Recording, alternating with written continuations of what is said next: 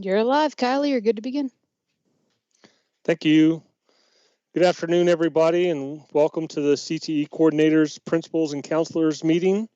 We're so happy that so many of you have chosen to join us today, and I know that many others will watch the recorded video later.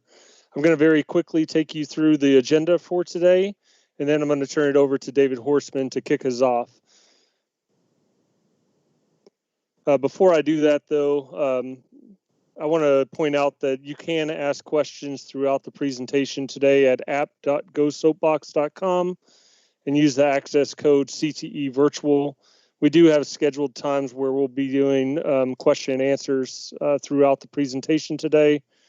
And then as you can see from today's agenda, we will have 2 short breaks to give you a rest from listening to us. During which time you can take a break or you can ask more questions, because right after both of those breaks and at the very end, we will do Q&A from each of the sessions so that we can answer as many of your questions as possible. But because we have a lot because we have so much to cover with you today, we just want to make sure that we get through all of it. So with that, I am going to turn it over to David Horseman to kick us off. David. Thank you, Kylie, and good afternoon, everyone. Since our last convening at the 2019 KACTE Leadership Conference, we are on our 3rd commissioner. The CTE Task Force met over the course of months, concluding more funding and more equitable funding for CTE are needed. To school closure for 3 months due to the COVID-19 with weekly guidance and waivers, and finally how to reopen schools again. Let's just pause and thank everyone, including students and parents, for getting us to this point. During this challenging time, we've been fortunate to have CTO leadership that made it possible for students to compete in state and national virtual conferences and students elected to national offices. Within the last year, Kentucky has concluded a 3-year national grant from the J.P. Morgan Chase & Company, known as the New Skills for Youth Grant. Kentucky was one of only 10 states selected to receive funding for the transformation of this CTE system through this grant initiative. Since 2016, the KDE has utilized the New Skills for Youth funding to leverage strategies for scaling all-day regional career academies across the Commonwealth. This model is aimed at expanding greater access, particularly in the state's rural areas, to high-quality, in-demand CTE programming at the secondary level.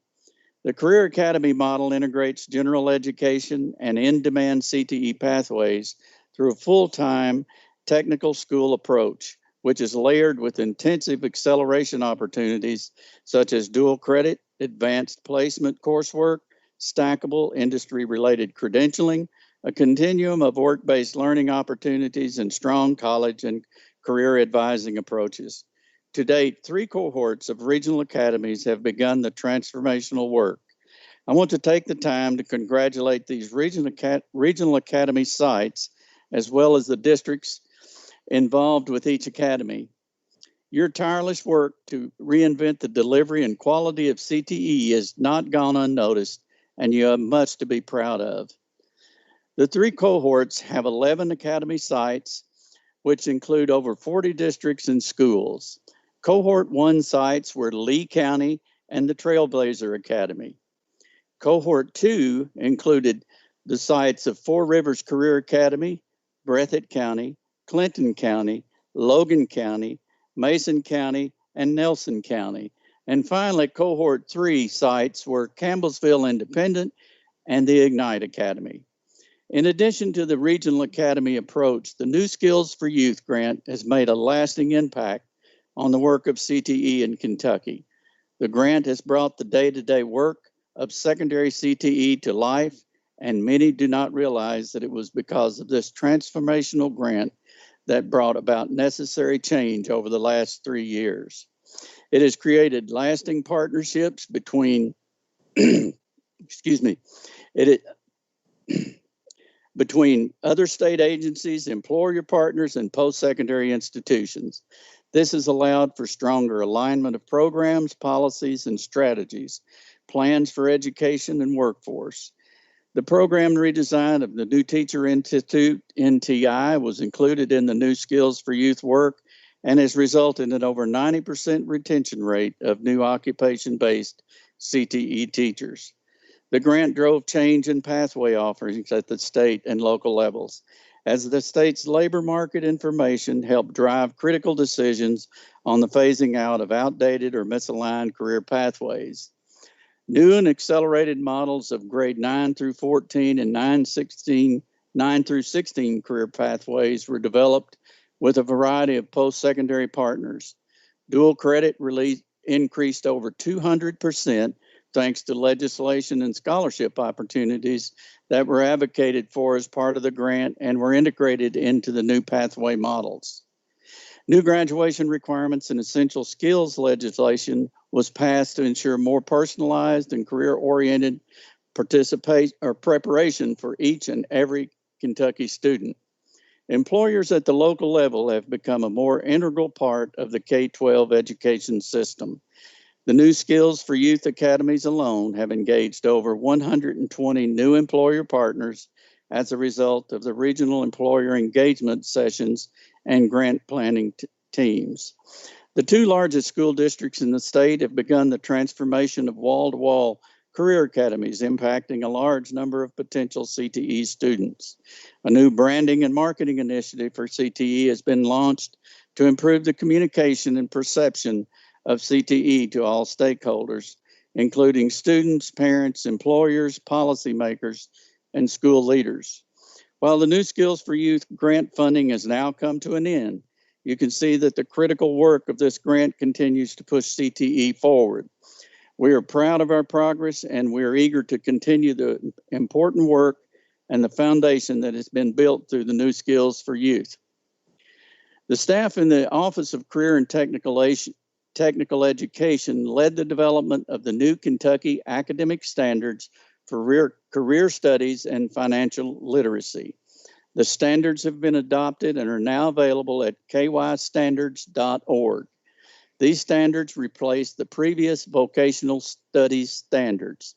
The standards are organized in grade bands and the following domains: essential skills, careers, and financial literacy. Beginning with the entering ninth grade class of the 2020-2021 school year, successful completion of one or more courses or programs that meet the financial literacy standards shall be a high school graduation requirement. There are numerous resources available on our website to support the implementation of the standards. For more information about these standards, please contact Teresa Rogers. The Kentucky Department of Education's Tech Ready Apprentices for Careers in Kentucky, or affectionately known as TRAC, Youth Apprenticeship and Youth Pre-Apprenticeship programs, began in 2013 and have seen steady growth every year, with the 2019-2020 school year being the largest yet for participation. Additionally, the Youth Apprenticeship program expanded this year into non-traditional occupations such as general insurance associate, teacher aide, healthcare, and information technology. For the 2019-2020 school year, 76 students were enrolled in youth apprentices. The pre-apprenticeship career pathways in carpentry had over 1,100 students enrolled, and electrical had over 1,200 enrollments. Unfortunately, due to the COVID-19 situation, only a small number of students were able to successfully complete the end of program assessment. In comparison, during 2018-19 school year, over 280 carpentry students and over 60 electrical students successfully passed the end of program assessment. Dual credit is growing in Kentucky in a big way. There were over 80,000 unique total dual credit enrollments, and over 30% of those were CT enrollments, which is an increase of over 25% over 2018-2019 enrollments. There were 32 plus post-secondary institutions partnering to offer CTE dual credit in over 158 districts with students enrolled in CTE dual credit, including the Kentucky Tech District. Wow, what a year. Today's meeting may be more important than any other year because of our current situation, not only working with the usual protocols, but challenges under the current circumstances and, of course, the unknown. Work-based learning was a top priority coming into this year, and the COVID-19 has not slowed that work down at all. We have continued working on employer engagement strategies with the KWIB, the state chamber through the talent pipeline management system. Even though this environment has not been conducive for work-based learning expansion, we believe we are creating an environment where more opportunities will be available. I want to recognize the Office of Career and Technical Education staff for planning these PD events. While not having the in-person networking component we all love, these programs are still rich with great professional learning opportunities. I also want to thank Mike and Chris Stone and the KACTE board for working through this difficult process and providing the awards ceremony opportunity last week. By the way, congratulations to all of those winners. Thank you for your support with this week's training. Thank you for what you're doing for our schools.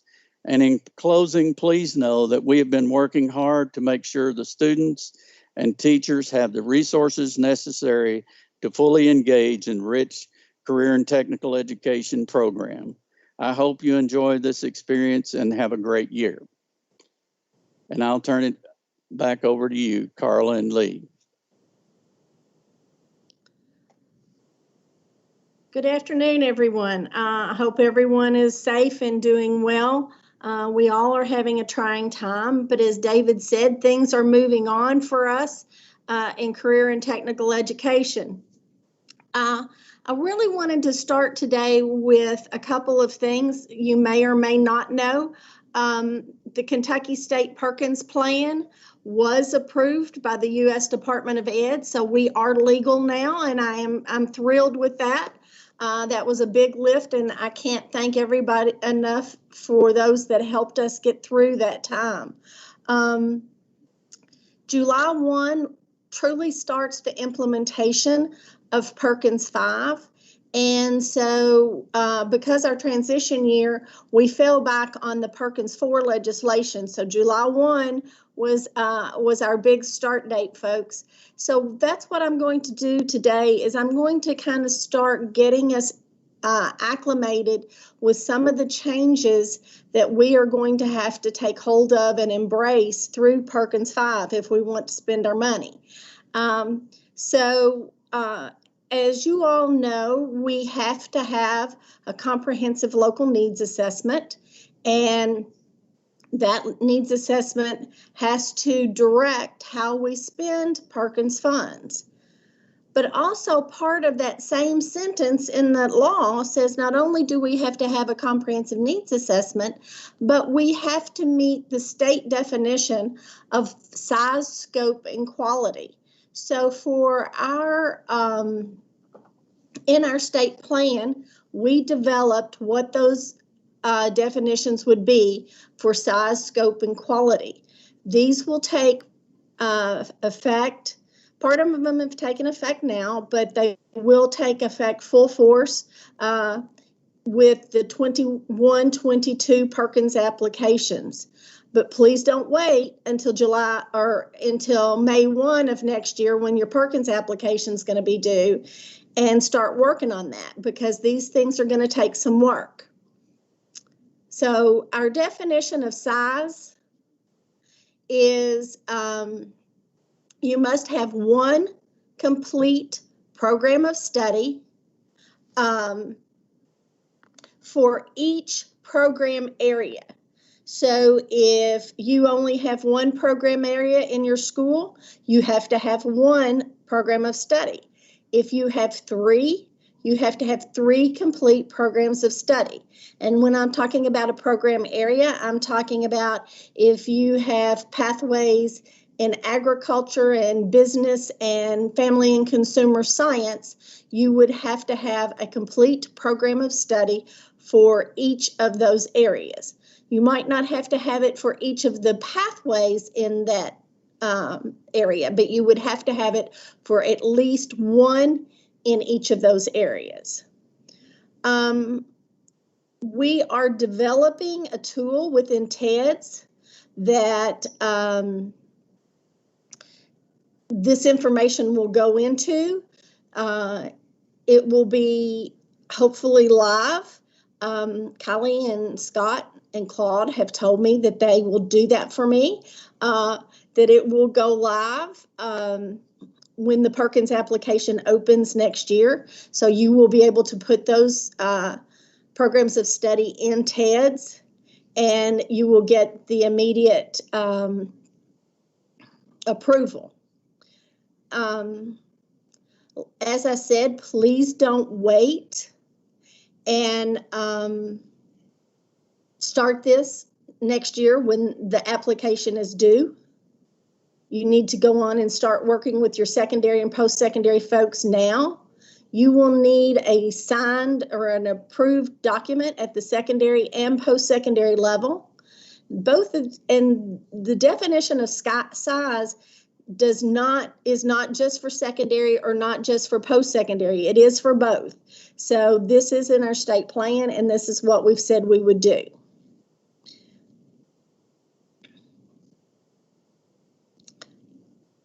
Okay, Kylie. The next section is scope. You have to have a definition, or you have to meet our definition of scope. And that is your program of study must lead to an industry recognized credential or an articulated credit. You must have opportunities for dual credit or work-based learning. It can be, your dual credit can be the academic dual credit or the technical dual credit. And the work-based learning is the aspects that are in our work-based learning manual. If at the secondary side, if you are doing one of the programs of study that are outlined in our program areas page, they already lead to either an industry recognized certification or an articulated credit. So you're good with this part. Now, if you are developing a brand new program of study, something that is not part of that, then you will have to make sure that you connect with the scope of the program of study.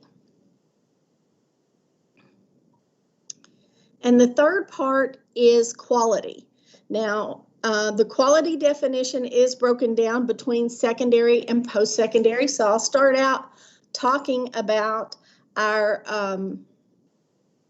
secondary qualifications.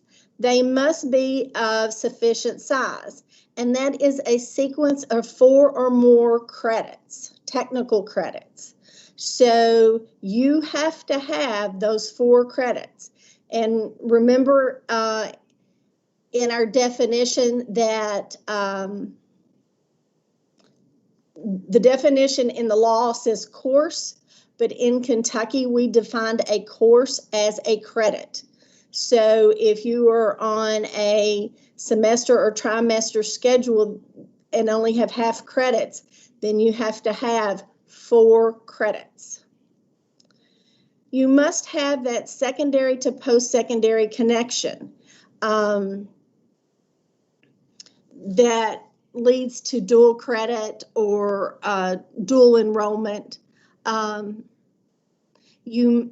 If you are doing a locally approved program of study, then your post-secondary partner needs to sign off on that. And your industry certification needs to be an approved industry certification. It has to be on that industry certification list. You have to have an active advisory council. That means they have to meet twice a year. You need to have those members there and be able to show those members, show who was at your meetings. You have to have a certified or an appropriately endorsed teacher. And I will tell you all, when we put this in, I was thinking, well, doesn't everybody? but it just seems lately, and I don't know if it's because of COVID or what, but my understanding is that there are some districts that are wanting to do some virtual courses that are not going to have certified teachers. To be able to use Perkins funds, you have to have that certified teacher. You have to have an aligned co-curricular student organization. You have to have a CTSO. So if you have your business program, like I talked about earlier, you need to have either DACA or FBLA. You need to have FCCLA and FFA, TSA, HOSA for your health programs. They need to align, and you need to have that. And the final thing for quality at the secondary level is that your programs of study need to be supported by labor market data. We can't just go out and have programs of study that are underwater basket weaving. We need to support what we need by our industries in our regions and in our areas. At the post-secondary level, they need quality is the programs of study need to have a post-secondary credential that is a recognized industry certification. They must have the progression from secondary to post-secondary to employment, like I talked about for secondary, and they have to have an active advisory council. I know I've gone through these very quickly. I will tell you that they are on the Perkins page on the KDE website if you want to pull them up and take a closer look at these. This is what we are planning to do, is have a series of trainings on truly implementing Perkins 5. We will start those trainings this fall. We'll start, since we're not there in person, we're not doing our new coordinators meeting. So that will be our first training probably in September, and I'll get that date out to everybody. And then we'll go from there and build on those trainings so everybody will be ready to really launch your application in the spring of 21. And that's all I have. Lee, I'll turn it over to you.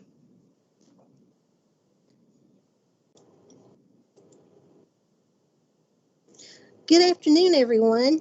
I am here to tell you that Ms. Tipton has advised me that unlike the past couple of years, not all applications have been approved in GMAP.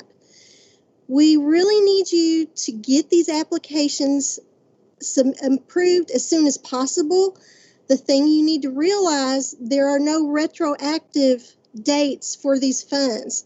So even though these funds were available July 1, if your application has not yet been approved, you are unable to use any of the 2021 funds until your application is approved in GMAP. So you need to be getting this done. Next slide. So for those of you who do have your applications approved, next month, Carla will send you an email when the revised allocations are uploaded in GMAP. If you recall, when you submitted your applications and they were approved, it was based on previous year's allocations so that we could go on and get the approval process completed. So all you'll need to do then when this happens, you'll need to go in and amend your budgets for the updated allocation. So anytime you see that you're needing this, you need to go in and do that.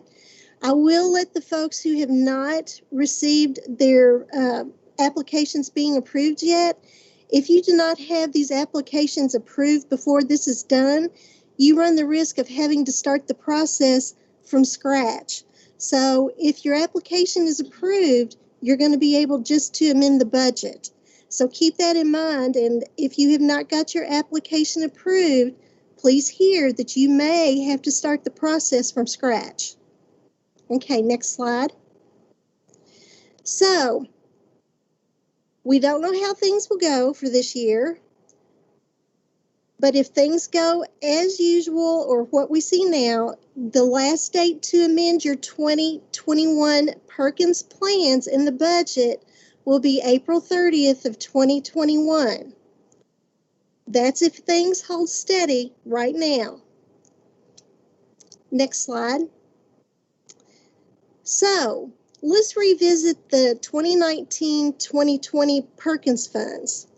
If you remember, back earlier in the spring, you were granted an extension on your 1920 and your carry forward funds. What you need to remember is there is one quick deadline coming up. If you need to make an amendment to your budget for those funds, August 1st is your deadline. Yes, that's Saturday. So keep that in mind. You have until August 1st to make any amendments to your 1920 and your carry forward funds. So for school districts, you need to remind your finance folks that the deadline to request through the federal cash request for 1920 and the carry forward funds is September 30th. Now they need to keep in mind, and so do you, that if you're going to use these two pots of funding, the items must be received by August 31st, or activities have to occur by August 31st for any of these funds to be used. And remember that we cannot reimburse for any items that are encumbered. So again, please share some of these timelines with your finance offices so we don't skip up and find out that, oh, I forgot about this. So please be diligent in working with your district finance offices to make sure this happens.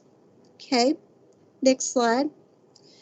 So we've been having several questions about the industry certification funds for free and reduced lunch students. I'll be quite honest with you right now, we're not sure at this time if the funds will be available for that purpose. So I would not plan on right now that being an option. However, with anything that we've talked about with Perkins, if there are going to be any extensions, any changes to timelines, or if we see that there will be a small pot of funds available for industry certs, we'll keep you updated throughout the year.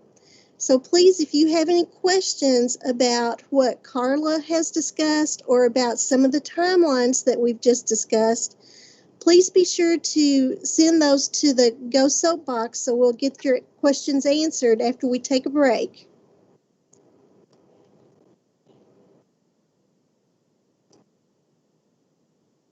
Thank you, Lee. Thank you, Carla. Thank you, David. Before we go to break, I am going to answer a few of the questions since we finished that first part so quickly. And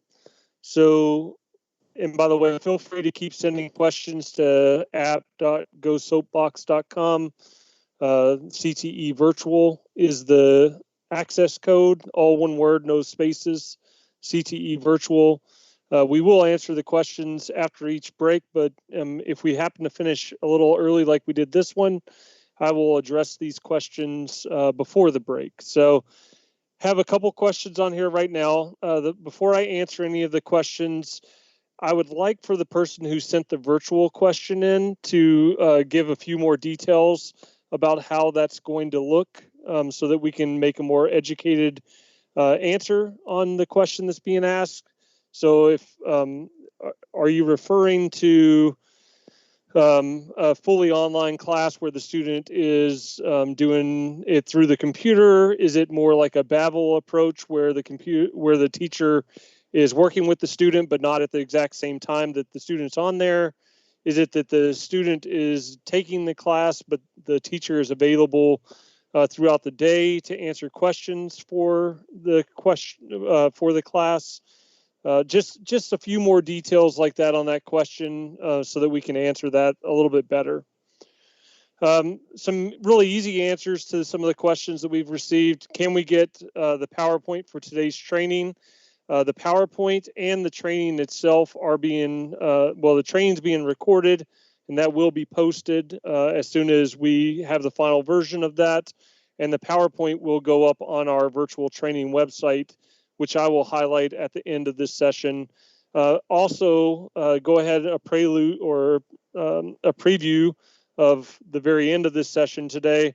We are going to do an FAQ from this event and post the FAQ online as well. So you'll have all the questions that were asked today. You will have the PowerPoint and you will have the video to refer back to. So all of that will be posted and we will be sending out a follow-up email to the entire state using all of our distribution lists to make sure that everybody has all the information. We did get a question for Carla. Carla, I deal with Perkins for 3 schools in my district. 2 of the schools have business pathways, ag pathways, and FCS pathways. Does each school need to get 1 approved program of study, or is it 1 approved program of study per program area for the district? Well, Perkins is a district grant. However, I really believe that if we got audited, an auditor would want to see 1 per school. And I know that's a kind of a roundabout question and a way to answer it. But you would need to fill out your 21 application. You would have to have 1 per program area for each program in the district.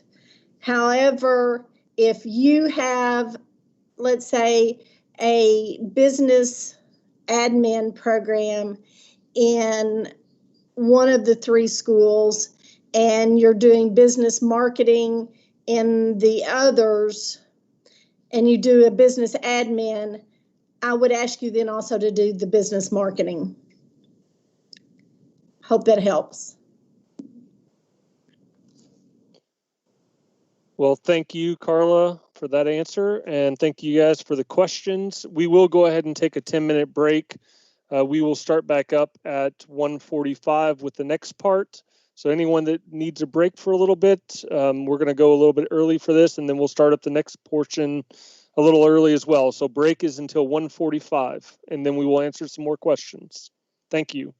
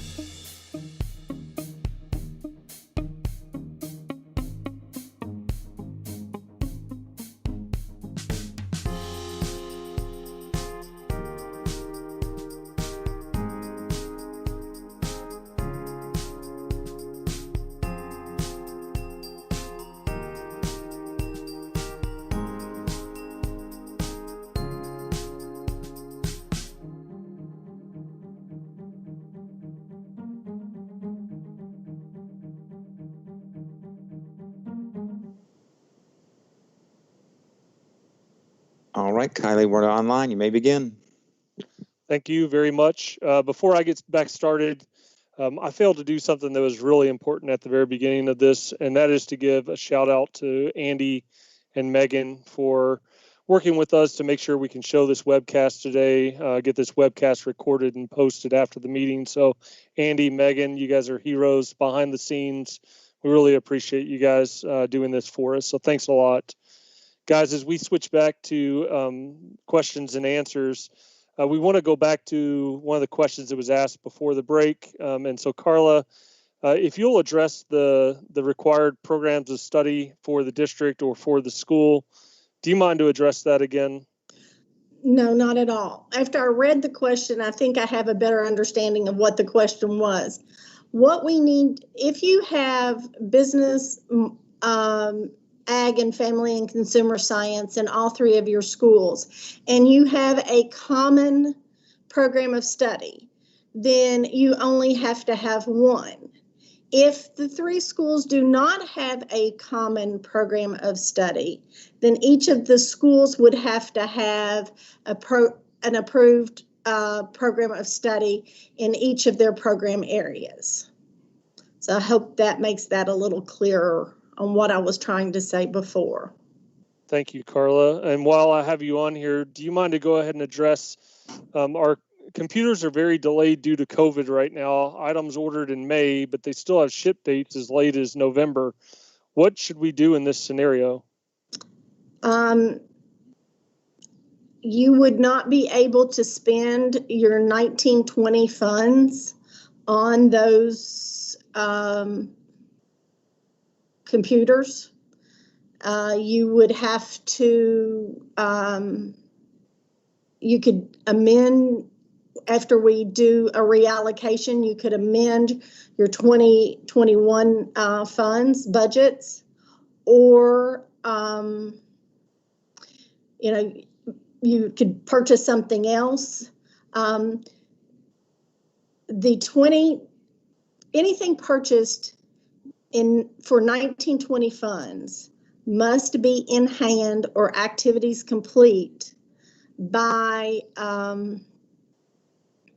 August 31.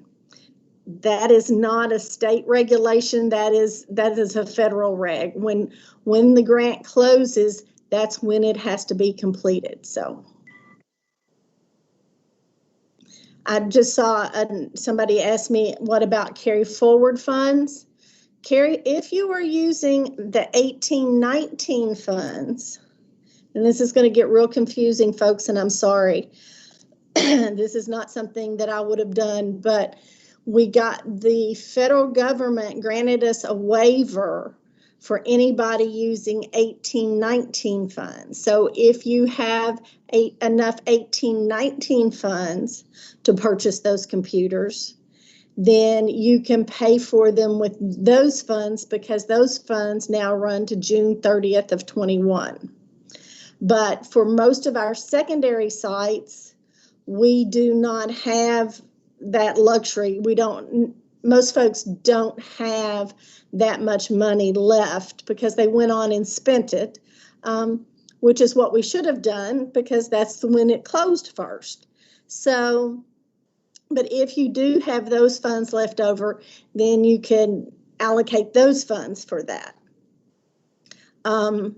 Post-secondary, I know KCTCS, I think they closed those funds out in August as well, though. And Carla, we just had one more question come through that that I think you'd probably be best to answer. If we're not using Perkins funds for a pathway, do we need to include it on our application in GMAP? I'm assuming it means GMAP. I would not, because if you are not using Perkins funds for that, it cannot count toward any of your Perkins accountability. Therefore, you would not include it. Thanks, Carla. I think this question on the computers being delayed, we might bring that one up again at the end after we talk about the CARES Act funding, Leslie.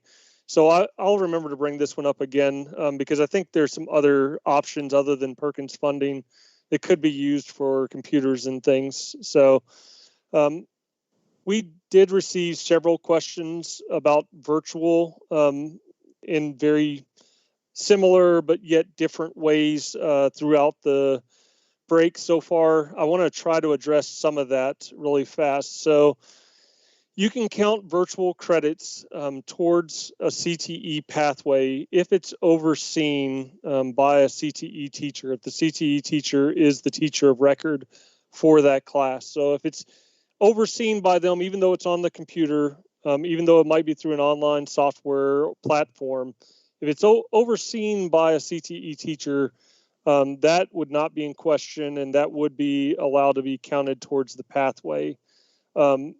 Some of the other questions that you've asked are very good questions, and during this COVID-19 situation, they're very relevant questions.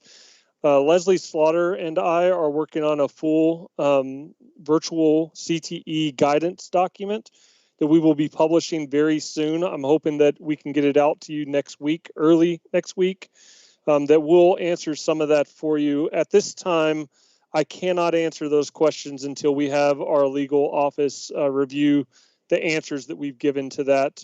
So hopefully by early next week, you'll have a full virtual guidance document that's been vetted by our legal office and an answer to the other questions that you had around virtual.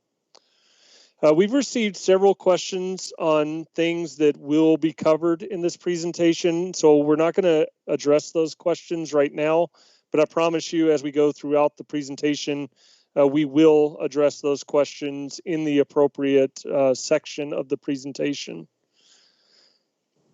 So with that, I see industry cert questions, which we will address. I see several questions on work-based learning, which we're going to address. I do not see any other ones. So with that, I am going to move on. We are moving to our next section, which is all about assessments. That's industry certs and end of program assessments and dual credit. So we will have a multitude of presenters for you. We will start with Sherry Craig, and then she'll turn it over to Tom Thompson, who will then turn it over to Scott Usellis, and then who will turn it back over to me. And so Sherry, I am going to turn the floor over to you at this point. Thank you, Kylie, and good afternoon, everyone. My name is Sherry Craig with the Division of Technical Support or Technical Schools and Continuous Improvement in the Office of Career and Technical Education. My responsibilities include coordinating the administration of the CTE assessments offered by OCTE and providing support to districts and schools. I've had the pleasure to work with many of you in the past. However, if this is your first time serving as an assessment coordinator for your district or school, please feel free to reach out to me if you have any questions, again, especially this year. First, I would like to point out that there are two types of CTE assessments offered by the Office of Career and Technical Education at no cost to schools or students. First, the CTE end of program or EOP assessments for articulated post-secondary credit. CTE assessments are state-developed assessments based upon clear, concise standards identified by Kentucky employers and aligned with CTE pathways and associated with statewide articulation agreements with post-secondary partners. Second are the Tech-Ready Apprentices for Careers in Kentucky assessments in the skilled trades of carpentry and electrical, which are a component of the valid industry certification. The TRACK program creates post-secondary opportunities with registered apprenticeships training providers. After successfully completing a 4-course sequence, safety modules, and end-of-program assessments, students will receive a pre-apprenticeship industry certification, which is highly favored for an interview with partnering organizations. And OCTE periodically requests schools participate in pilot end-of-program assessments in order to field test items for new or revised pathway standards with an EOP. These CTE assessments are offered in person, utilizing an online testing platform called ESAS. At this time, there are no options to administer these assessments virtually. Each district assessment coordinator and assigned CTE end-of-program assessment coordinator is provided an ESAS administrator account for access to test tickets and performance results. Today, I'll be sharing some upcoming makeup testing options for EOP and TRACK assessments and plans for pilot CTE EOP testing this fall. Next Hey, slide, Sherry. please. Yes. Do you mind if I break in here before you start talking about the makeup assessments? Sure. And I apologize for cutting in, but I've gotten a lot of feedback from school districts, very concerned with doing any sort of makeup testing that requires anything in person. And I do understand that situation, and I understand that COVID-19 has made things very difficult. But what we don't want to do is close the door on these graduates from last year who, totally outside of their own control, were not able to take these assessments. These assessments lead to college credit in many cases, or even up to a year of their apprenticeship being taken care of. And to provide them with no makeup option at all it's tough, guys. And I know we're walking a fine line between the COVID-19 situation and trying to do what's right for kids. But I strongly encourage you not to close the door on these makeup options. Leave some door open for these kids to be able to come back in and take these assessments if they want to, only if they want to.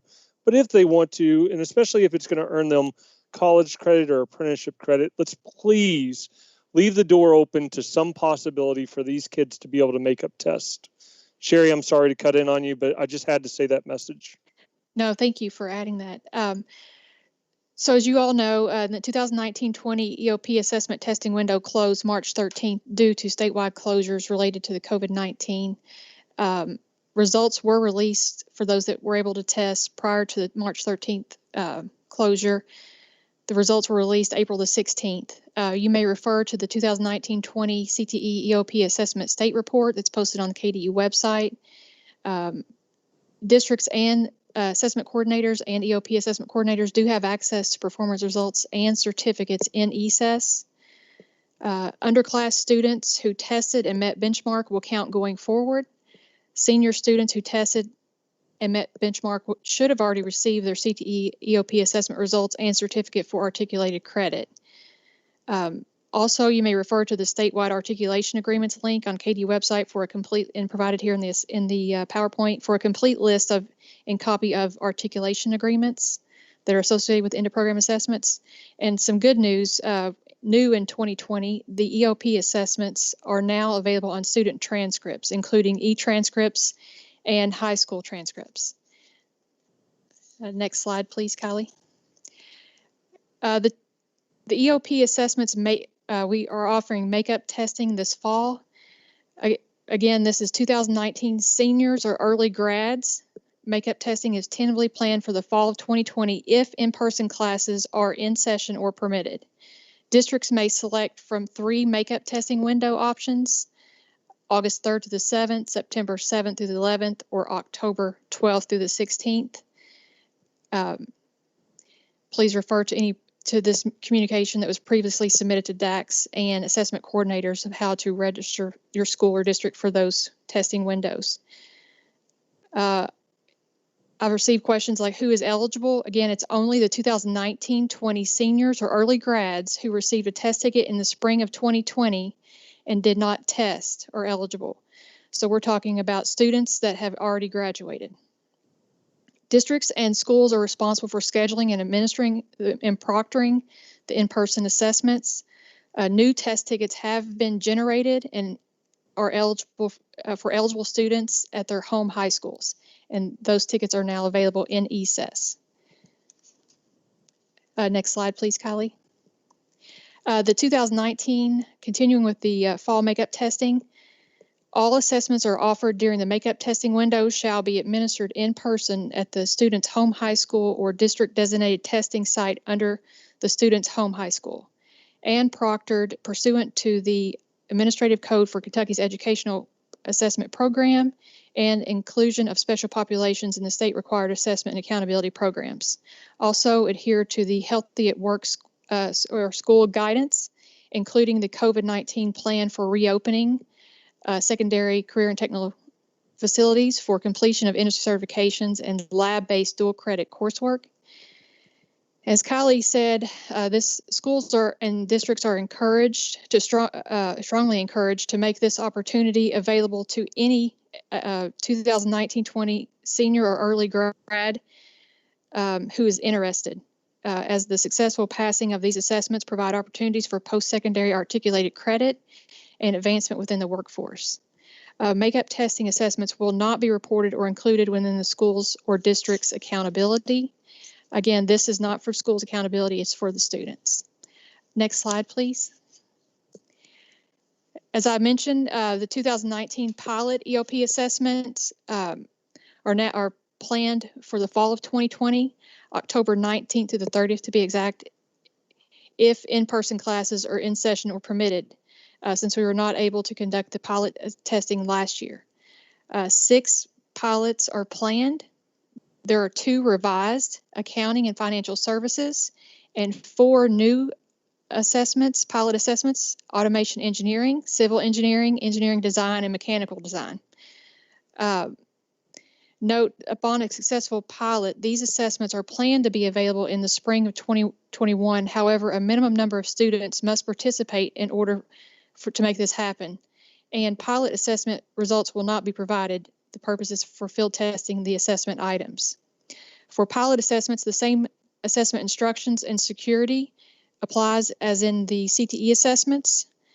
Please refer to the CTE assessment coordinator and test administrator manuals for more information. Again, these assessments must be administered in person, and the teacher of record shall not administer the pilot assessments or the assessments, and students will have up to 2 hours to complete the pilot assessments. And all the assessment regulation training is required for all individuals participating in assessment administration. And again, refer to the Healthy at Work schooling guidance. Next, the skilled trades track assessments of carpentry and electrical. A reminder, the track assessments only apply to schools that have skilled trade track pathways. The 2019 skilled trade track assessment testing window also closed March 13th due to statewide school closures related to COVID-19. Assessment results were released for students that tested prior to the March 13th testing window closure, and district assessment coordinators and track assessment coordinators have access to performance results in ESES, and students received immediate results for track assessments. Underclass students who tested and met benchmark on the assessment will count going forward, and senior students who tested and met benchmark, again, should have already received their performance results as a component of the valid track industry certification. Students must complete other requirements in an application to earn the track industry certification. For track certification information, you may refer to the Skilled Trades Track Pre-Apprenticeship Completion Form. The link is provided here for instructions, or contact Mary Taylor at KDE with questions regarding track. Per Mary, I would note that considering the circumstances, this form may be submitted with just a school level signature this year. Next slide, please, Kylie. Next, the track makeup testing is also tentatively planned for the fall of 2020 if in-person classes are in session or permitted. It's the same, districts may select from the same 3 testing window options as for EOP assessments, and it's only for 2019 senior early graduates who received a test ticket in the spring and did not test are eligible. However, track assessments do have a retest option. If a student did not meet benchmark on their first attempt, then a retest option is available for track if the student requests it. Districts and schools are also responsible for scheduling and administering the in-person assessments for track. And again, the new test tickets were generated for eligible students at their home high schools. The same as for EOPs. All assessments offered during the makeup testing window, again, shall be administered in person, home high school, or a district designated testing site under the student's home high school, and proctored pursuant to the admin code for Kentucky's Education Assessment Program and exclusion of special populations and state required assessments and accountability programs. Important note though for track, if applicable, district assessment coordinators and home high school CTE EOP assessment coordinators or track assessment coordinators may coordinate with their ATCs and CTCs to obtain any necessary assessment materials for track assessments, especially the electrical, which requires the NEC reference book for testing. You may refer to the Skills Trades Track Carpentry and Skills Trades Track Electrical web pages for additional assessment information. Also, a link's been provided here at the top of the slide for carpentry and electrical that'll take you there as well. Again, schools and districts are strongly encouraged to make this opportunity available for any eligible 2019 senior or early grad who is interested. Even though the certificate is not needed for district accountability, it still holds substantial value for students now and in the future, with potential employers in regards to higher wages and up to a year's credit, enabling them to bypass the first year of their apprenticeship. And a reminder that the track assessments, the makeup testing will not be reported or included within the school's district's accountability. And then finally, to recap, here are the dates that are planned for makeup testing and pilot EOP testing. Of course, the situation continues to evolve. Please refer to or continue to visit the end of program assessment webpage and skilled trade track web pages for more information, or contact me if I can be of any of assistance. At this time, the plan is to offer spring testing, but we'll have to see how it goes. More dates and information will be shared as it becomes available. As they say, we'll get through this together. Tom, to you, or Kylie. Hey, thanks, Sherry. So just real quick, I'd like to cover some of the June 29th guidance for reopening secondary career and technical education spaces for industry certification and dual credit. Like I said, it was originally released on the 29th. It was shared with the superintendent's webcast on June 30th. There's still time to do this. If you haven't had a chance to get this guidance in your hand, it's on the KDE COVID-19 webpage under the reopening guidance. Just some of the highlights of it. This was the creation of career and technical education administrators from locally controlled centers and area technology centers. We created a small work group. They took some feedback from some of the things that they were doing, plus feedback and concerns from their teachers. And we created this document, and then it was vetted through the Department of Health and then the governor's office. And so this is the official document for reopening. I won't go through every little thing on it, but just some of the highlights. The document is broken down into four main categories: general requirements, arrival and dismissal, transition between classrooms and labs, and then there's some area-specific guidance that's broken into classroom labs, computer labs, and then the CTE lab areas. Just a few highlights. When thinking about opening your center for these particular things, if you've created a plan, then I would ask that you get your local health department to review your plan. If you haven't already done so and you're in the process of it, then I would ask that your health department be a part of that. Of course, like Sherry said earlier, that we're looking for the preference be given to the graduates of 1920. It's not an accountability issue, but it is an issue for those students that this may be the piece that gets them into that career, or this may be the thing that gives them that raise, or this may be the time that you can help them finish up that dual credit to earn that credit. So, like I said, we're asking that those 1920 graduates are the ones you focus on. Within the guidance, you'll see a lot of links to the Healthy at Work guidance and some of the Kentucky COVID-19 webpage for different things throughout it. So you can just click on that link and it'll go. And the guidance includes a lot of information about social distancing, personal protective equipment as far as masks are concerned, but also PPE as it relates to the program area, and then sanitation. And again, I'd like to just point out that document can be found on the KDE COVID-19 website under opening. Scott, I think you're next.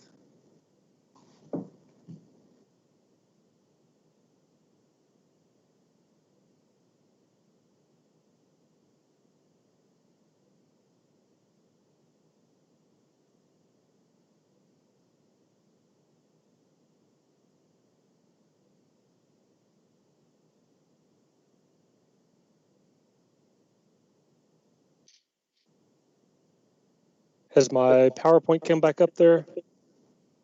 I can see it. Okay. Yeah, I see it. Scott, are you ready? He was next, correct?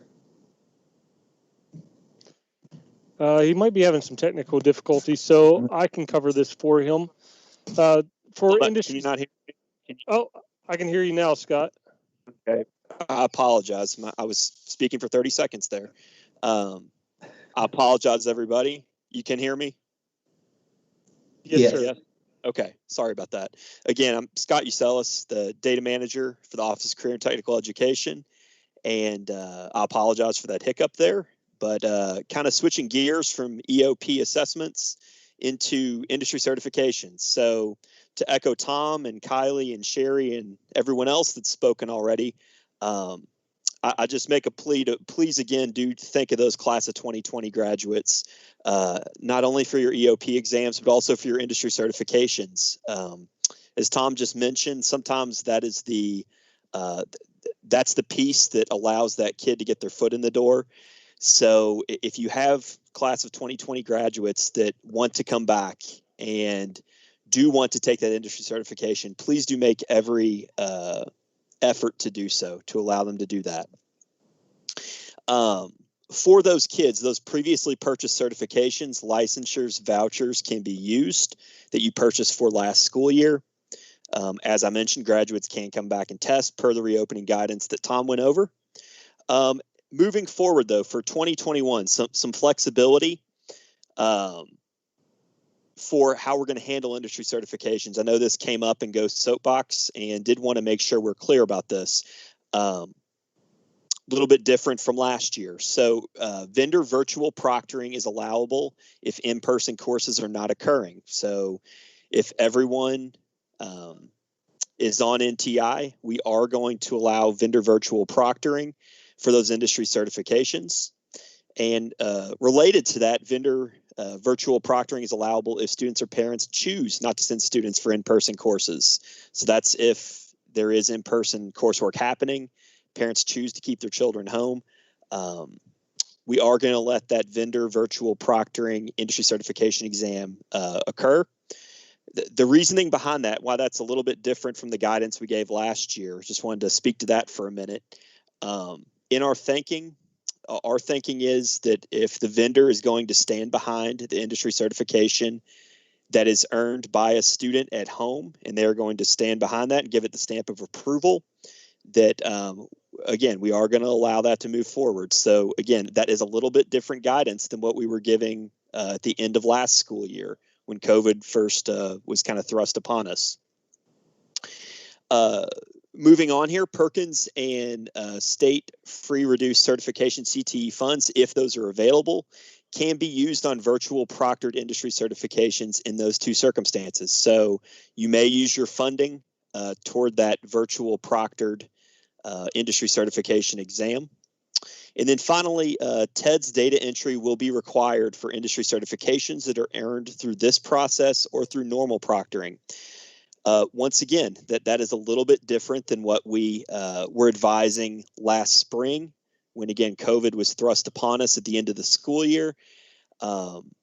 Moving forward for this 2021 school year, you do want to make sure that the industry certifications being attempted by students, even if they are virtual, are being logged into TEDS, whether they pass that exam or not.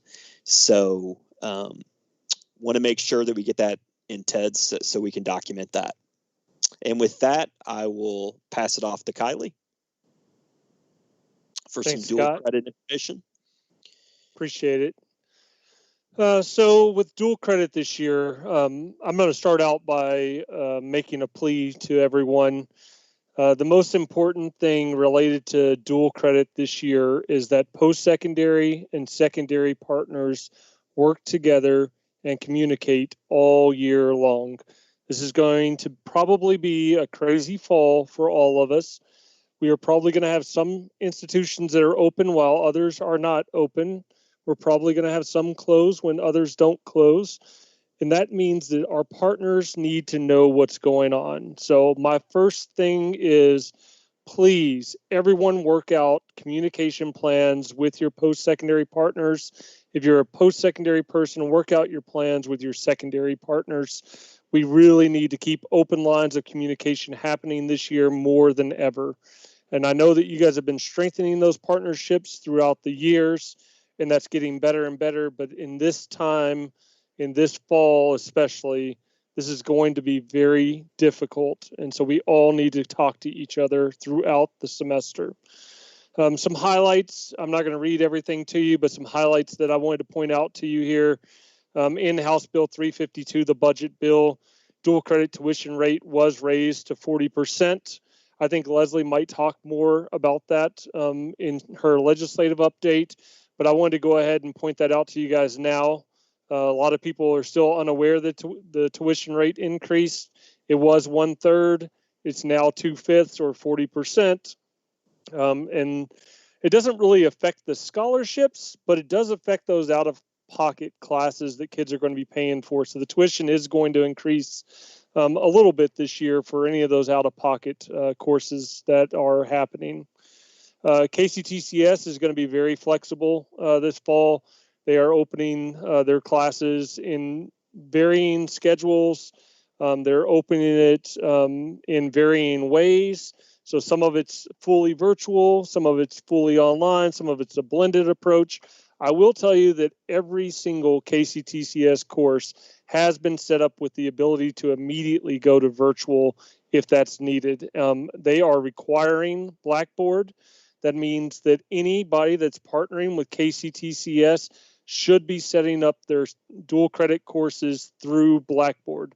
That's in the MOA that you're signing with KCTCS. That is a requirement of working with KCTCS. We have to remember that these college classes are not our classes. These classes belong to KCTCS, and we have to follow their policies for offering those dual credit classes. So if you've not done that at this point, please reach out to KCTCS and get that work started. That is very critical and is a requirement of working with them. Just a couple other quick things. We've had the ability to offer year-long dual credit classes in the past. This year, while we're not telling you you can't do that, we are asking that you set up all of your dual credit classes on a semester basis. And that's just because of the situation we're in and the fact that those full year classes could get really confused in a full year schedule with the COVID-19 situation going on, and it's more likely to cause more of those incompletes or in progress grades to be given. So we are asking that you try to set up all your classes on a semester basis. We have a dual credit task force that has been meeting weekly, then bi-weekly, and now monthly to deal with all of the things that are coming up with dual credit. If you have any questions, I ask that you submit those to kdedualcredit@education.ky.gov, or you can just send it directly to me, and I will make sure that goes before our dual credit task force so that we can answer all of those questions for you. We have several new websites for dual credit that have tons of information for you. We have guidance documents, we have FAQs. We have so much information out there for you on the dual credit piece, and we're going to be adding to that constantly this year as the situation changes and gets more clear for us throughout the fall. And so KCTCS does have a welcome back. CPE and the 4 years all have plans in place. There's a website for all of that, and those links will be available for you with this PowerPoint. With that, I am going to switch gears. We're supposed to be taking a break right now, but we are really moving fast through this presentation. So I am going to try to pull up some of these questions and go through some of those. So the very first question, Scott answered this already, but I'm going to ask Scott to come back on here and answer it again. And that is, what about virtual proctoring for industry certs this year, Scott? Yes, that certainly is allowed. And again, that does deviate a little bit from the guidance we gave last year. But yes, if there is a virtual option for an industry certification exam, yes, absolutely, that is allowable and available to students. Thanks, Scott. I know that you answered that, but I like to say it multiple times, and I promised if they ask a question, we would answer it during the question and answers. So thanks for covering that again with us. Sherry, we have a question for you about the pilot end of program assessments. They want to know if the students that are eligible to take the pilot had to be a concentrator. Did they need to have two credits completed in order to take that pilot EOP? Yes, thank you for that question. I should have clarified that earlier. So schools are encouraged to participate if they have eligible students, or meaning that they have a concentrator status in the pathway that's aligned to that pilot EOP. Thanks, Sherry. And Sherry, do you mind to address just one more time, when will the test tickets be available for the pilot assessments? The pilot assessments, the test tickets are not available yet. I will send out an update. Again, that's tentatively planned for the end of October, but I will send out an update shortly as soon as those are available. Thanks, Sherry. One more question on the pilot exams. They want to know about accommodations and if they need to follow all the same accommodations as though it was not a pilot. Yes, they would offer the accommodations. However, students will have up to 2 hours to complete the pilot assessment. Thank you, Sherry. I'm reading through these questions really fast to see if there's anything else that I need to cover right now.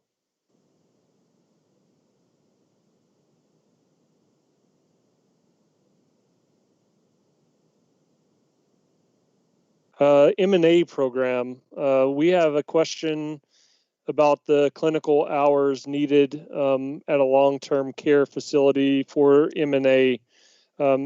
David, Pam, or Tom, do either one of you guys want to address the M&A and moving forward with those required clinical hours?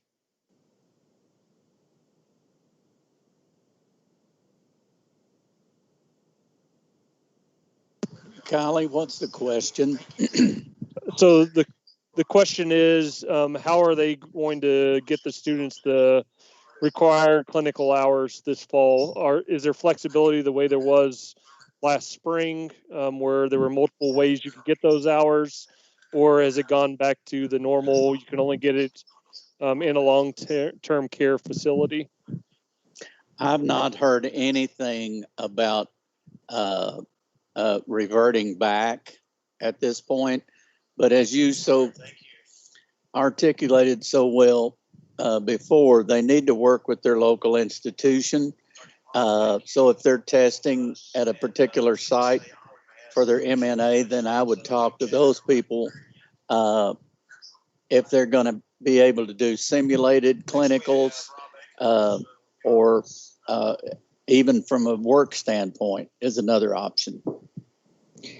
Kylie, I'll chime in on that one also. We have a meeting with KCTCS next week, I believe it is, and guidance will be sent out. So it's important to watch for emails from Elizabeth Bullock or Peggy Williford.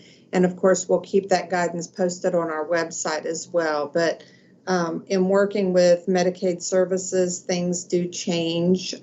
So we will definitely keep that guidance updated and communicated out to the teachers and principals. Thanks, David. Thanks, Pam. I appreciate that. We have another question about the EOP. If we are in a non-traditional instruction setting, can students who are eligible for the EOP take it virtually? I am going to answer this question for Sherry. As of right now, there is no virtual proctored ability for the EOPs, so we would not be able to offer those EOPs virtually. We are continuing to work with our testing partners to look into those types of proctored exams. At this time, that is not possible. Going back to our first section, Carla, we have another question about the Perkins budget. when we do a Perkins budget revision, do we need to be detailed, example, items in the narrative, or can we adjust the total in the category? In other words, does the revision have to show adjustment to the category, object code, and narrative? I think the answer, from what I'm understanding to that, is yes, to the second part. If you are making a revision and you want to add items to be purchased, we need to know what those items are. So if you are adding a plasma cutter or for your welding program or your ag construction program, then you need to put that in the justification section. Then also your budget would have to be changed as well. And the object code should match what your finance director wants. Those are those Munis object codes. And so that would have to match what the finance director says. Thanks, Carla. And while I have you on here, we have another question about computers that have been purchased through Perkins funding and whether or not those computers can be assigned to students for virtual learning since they were purchased using Perkins funding. The easy answer to that is no. The Uniform Grants Guidance basically says that if a non-federal entity is using the funds or using equipment, it affects the life of that equipment and therefore would have to either pay rent on that equipment or just leave it with the non-federal or with the federal entity. So it needs to be staying with a CTE program. Thanks, Carla. We have a question about whether or not the things that we're talking about are on the KDE website. Most everything that we are saying today is already available on the KDE website or has been sent out through a DAC communication, but everything that we do talk about today will be posted on our virtual training site when the meeting is over. And so the PowerPoint, the links, the information we're sharing, all of that will be available.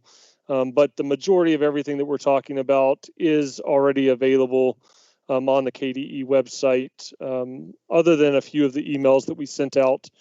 And if you contact me, we can forward you those emails that went out before you started. So if you're new and haven't received some of that information, just let me know and we'll go back and make sure you get the DAC communication and the other communications that we've sent out to CTE coordinators. With that, we are going to take a break until 2:40. So we are going to be on break from right now until 2:40. Keep those questions coming. We really appreciate this. This virtual setting is different from us. You guys know how much we love to be there with you in person and talk with you and take these questions throughout the presentations. And so I do appreciate you guys asking questions in this virtual environment. And I'm sorry it can't be more interactive than it is, but we will address any question that you put into the app.gosoapbox.com. If you joined us late, the access code is CTE virtual. Feel free to submit any question that you want through that. And we will be sending out an FAQ at the end of this. So Andy and Megan, we're going to take a break until 2:40, and then we will get started with our third and last section of this.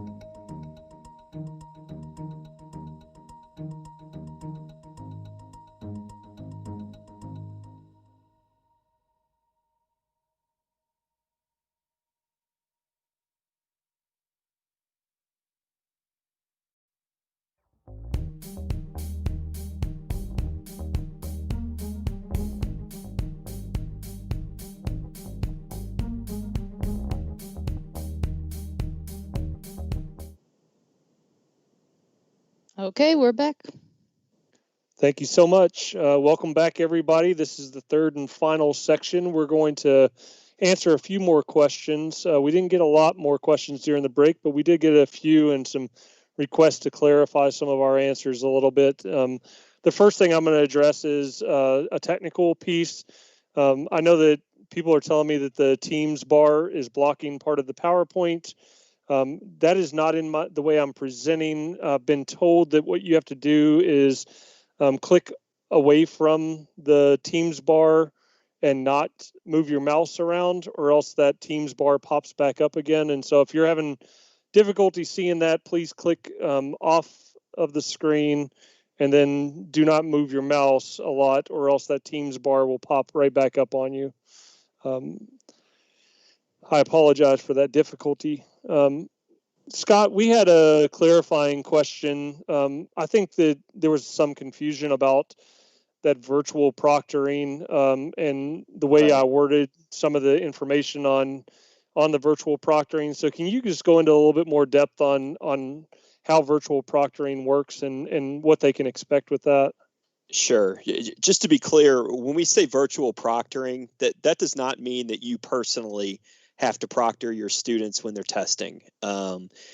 If it's a vendor that offers virtual exams, they're going to have a virtual proctoring platform that they use that'll ensure, that they're taking the test correctly and so on. So it's not something you personally would have to be trained on. That'll be taken care of by the vendor. At least it should be.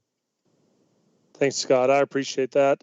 We got a lot of feedback from vendors back in the spring. They very quickly were adjusting to the new COVID environment, and most of the vendors were sending out messages to school districts about how to use their virtual proctoring services. A lot of them are using that ProctorU for their virtual proctoring, but typically, and in every case that I've seen, I can't vouch for every single one, but in all the cases I've seen, that virtual proctoring is handled through the vendor, as Scott talked about. So I appreciate that, Scott. Thanks for clarifying that and bringing that to my attention as well during the break. We did get some questions about clarifying the use of computers purchased with Perkins funding and how long before they can move that computer to some other environment other than CTE, and just clarifying our comments about assigning those computers to a student during this COVID time. So Carla, do you mind to just jump back on and add to that just a little bit for us? Okay. There is strict guidelines about how long a item must be used in the program, or how it must be used. And actually, there's guidelines on how, if it is no longer being used in the program that it is purchased for, then where it is to go next. It can't be just, I purchased something with my Perkins funds, I keep it 6 months, and then I move it someplace else. There are very strict guidelines on that. As long as the item is relevant for the program, whether it is a piece of equipment, a computer, whatever, then it stays with that program. If it is no longer relevant in that particular program, so let's say it's no longer relevant in a business program, but it would be relevant in a business program in a middle school, then it goes there next. It would not be able to be moved to a non-federal funded program until all the other avenues are taken care of. So if whomever asked that question, if they would like to email me, I have some guidance, written guidance, and I'll be glad to send that out. Thanks, Carla. So it turns out that I completely lied to all of you guys about the technology issue and Teams bar. That was on our end. I'm so sorry about that. get on there and tell somebody that it's not my fault, and it turns out to be my fault. So I apologize to everybody, but our technical staff took care of that for me. So once again, I appreciate them taking care of us today. Scott, we got another clarifying question about virtual proctoring, and they wanted to know if we know if there is an additional cost for the virtual proctoring. I have not seen any additional cost for the virtual proctoring. Okay, so most of the vendors want you to use their products, and so they're not charging an additional fee for that during this COVID-19 time. Yeah, I can speak to Certiport that uses ProctorU, as you had mentioned before. I know there's no additional cost, and they're one of the largest vendors. So I would be surprised if there was any additional cost. Thanks, Scott. Tom, we got a question about student to teacher ratio numbers and how social distancing is going to affect that. I don't know if you want to address that today or if you would prefer to address that in the ATC meeting that you're having later this week. I can address it in it, and it'll be based on individual cases for each ATC. Thank you. And we will include that question in our FAQ as well after Tom addresses it so that we can put that in our official guidance for everybody. I see once again we have a few questions that we've not addressed here, but those questions will be addressed in this next section or are appropriate to answer after we go into this next section. So I am going to move on and we are going to go into our legislative update. And folks, normally when we do these CTE summer programs, part of these programs is all about trying to convince you to do more CTE and to show you how great our data is and everything. I still would stand behind CTE data and tell you how great that data is, but we've had so many changes due to the COVID-19 situation and due to new legislation that we really need to spend a good portion of the time we have left addressing the guidance and the legislation that's come out recently. And so Leslie Slaughter is going to address those different bills that have come out, how that affects us, and how we are going to move forward. And this is a lot of changes, guys. And so I ask you to bear with us. Leslie's great, and she's going to talk you through all of this stuff. But we did have a lot of changes in legislation this year, in addition to the COVID-19 situation. So with that, I'm going to turn it over to Leslie. Leslie, I appreciate you covering this with us because I know it's a lot, and we went through a lot with this. So. Well, I think we always have a cram-packed agenda for the coordinator session. So this is no different, just in a different environment. So good afternoon. For those of you that don't know me, my name is Leslie Slaughter, and I am the executive advisor for our Office of Career and Technical Education. So I'm going to spend a few moments just talking with you about some of the outcomes from the 2020 General Assembly legislative session, talk to you a little bit about some federal congressional legislation that is helping our COVID efforts, and then some of the things that are going on across the agency and within our office to continue to support you through COVID. So I'm going to start with just outcomes from the General Assembly, the Kentucky General Assembly. So we wrapped our legislative session April 15th of 2020. And so the first bill I want to spend just a few moments talking about is Senate Bill 101 from Senator Wilson, Mike Wilson from Bowling Green. This is a bill that will have a very positive effect on our CTE students and programs. It deals with articulation agreements. So as you know, and you've already heard in this session today, we have been at the articulation game for a very long time. We have a lot of articulation agreements in place, particularly for our end of program assessments related to the various pathways. So this bill actually requires the Council on Post-Secondary Education to facilitate a process that is going to help us develop and implement more of a statewide approach to those articulation agreements. So this has to be in place by next summer. So we have an entire year to work behind the scenes on building this out. But this bill will require CPE, the Council on Post-Secondary Education, to work with all of the public colleges and universities to collaborate with us for every approved career pathway we have in Kentucky that leads to that post-secondary credential, certificate, license, or degree, and to come up with standardized criteria for these agreements. So again, we already have many agreements in place, but right now the individual institutions kind of get to negotiate what those terms within the MOAs are. This is going to kind of consolidate that process a little bit more and give the student more opportunity to determine where they take that articulation. So it is going to allow the student to be awarded the credit for prior learning at any public college or university. So more information will be coming over the next year. We've already reached out to CPE and started the collaborative process of beginning to think about how we coordinate these efforts. But again, they are actually in charge of the process. We will be supporting them as a partner in the work, and there will be lots of information in the coming months on this particular bill. Next slide, Callie. So as we begin discussions on House Bill 352, which is the state's executive branch budget bill, I want to set up a little context for you because we did have a lot of provisions within the budget bill that impact CTE, and particularly our area technology centers and our locally operated centers. So as you all are probably aware, beginning last summer at the request of the State Board of Education, the General Assembly did establish a legislative task force, and Associate Commissioner Horstman spoke to that in his remarks at the beginning of this session. They began meeting in July of last summer. They met through the fall months several times, and they were really tasked with looking at alternative ways to fund and also creating new governance structures for all of secondary CTE.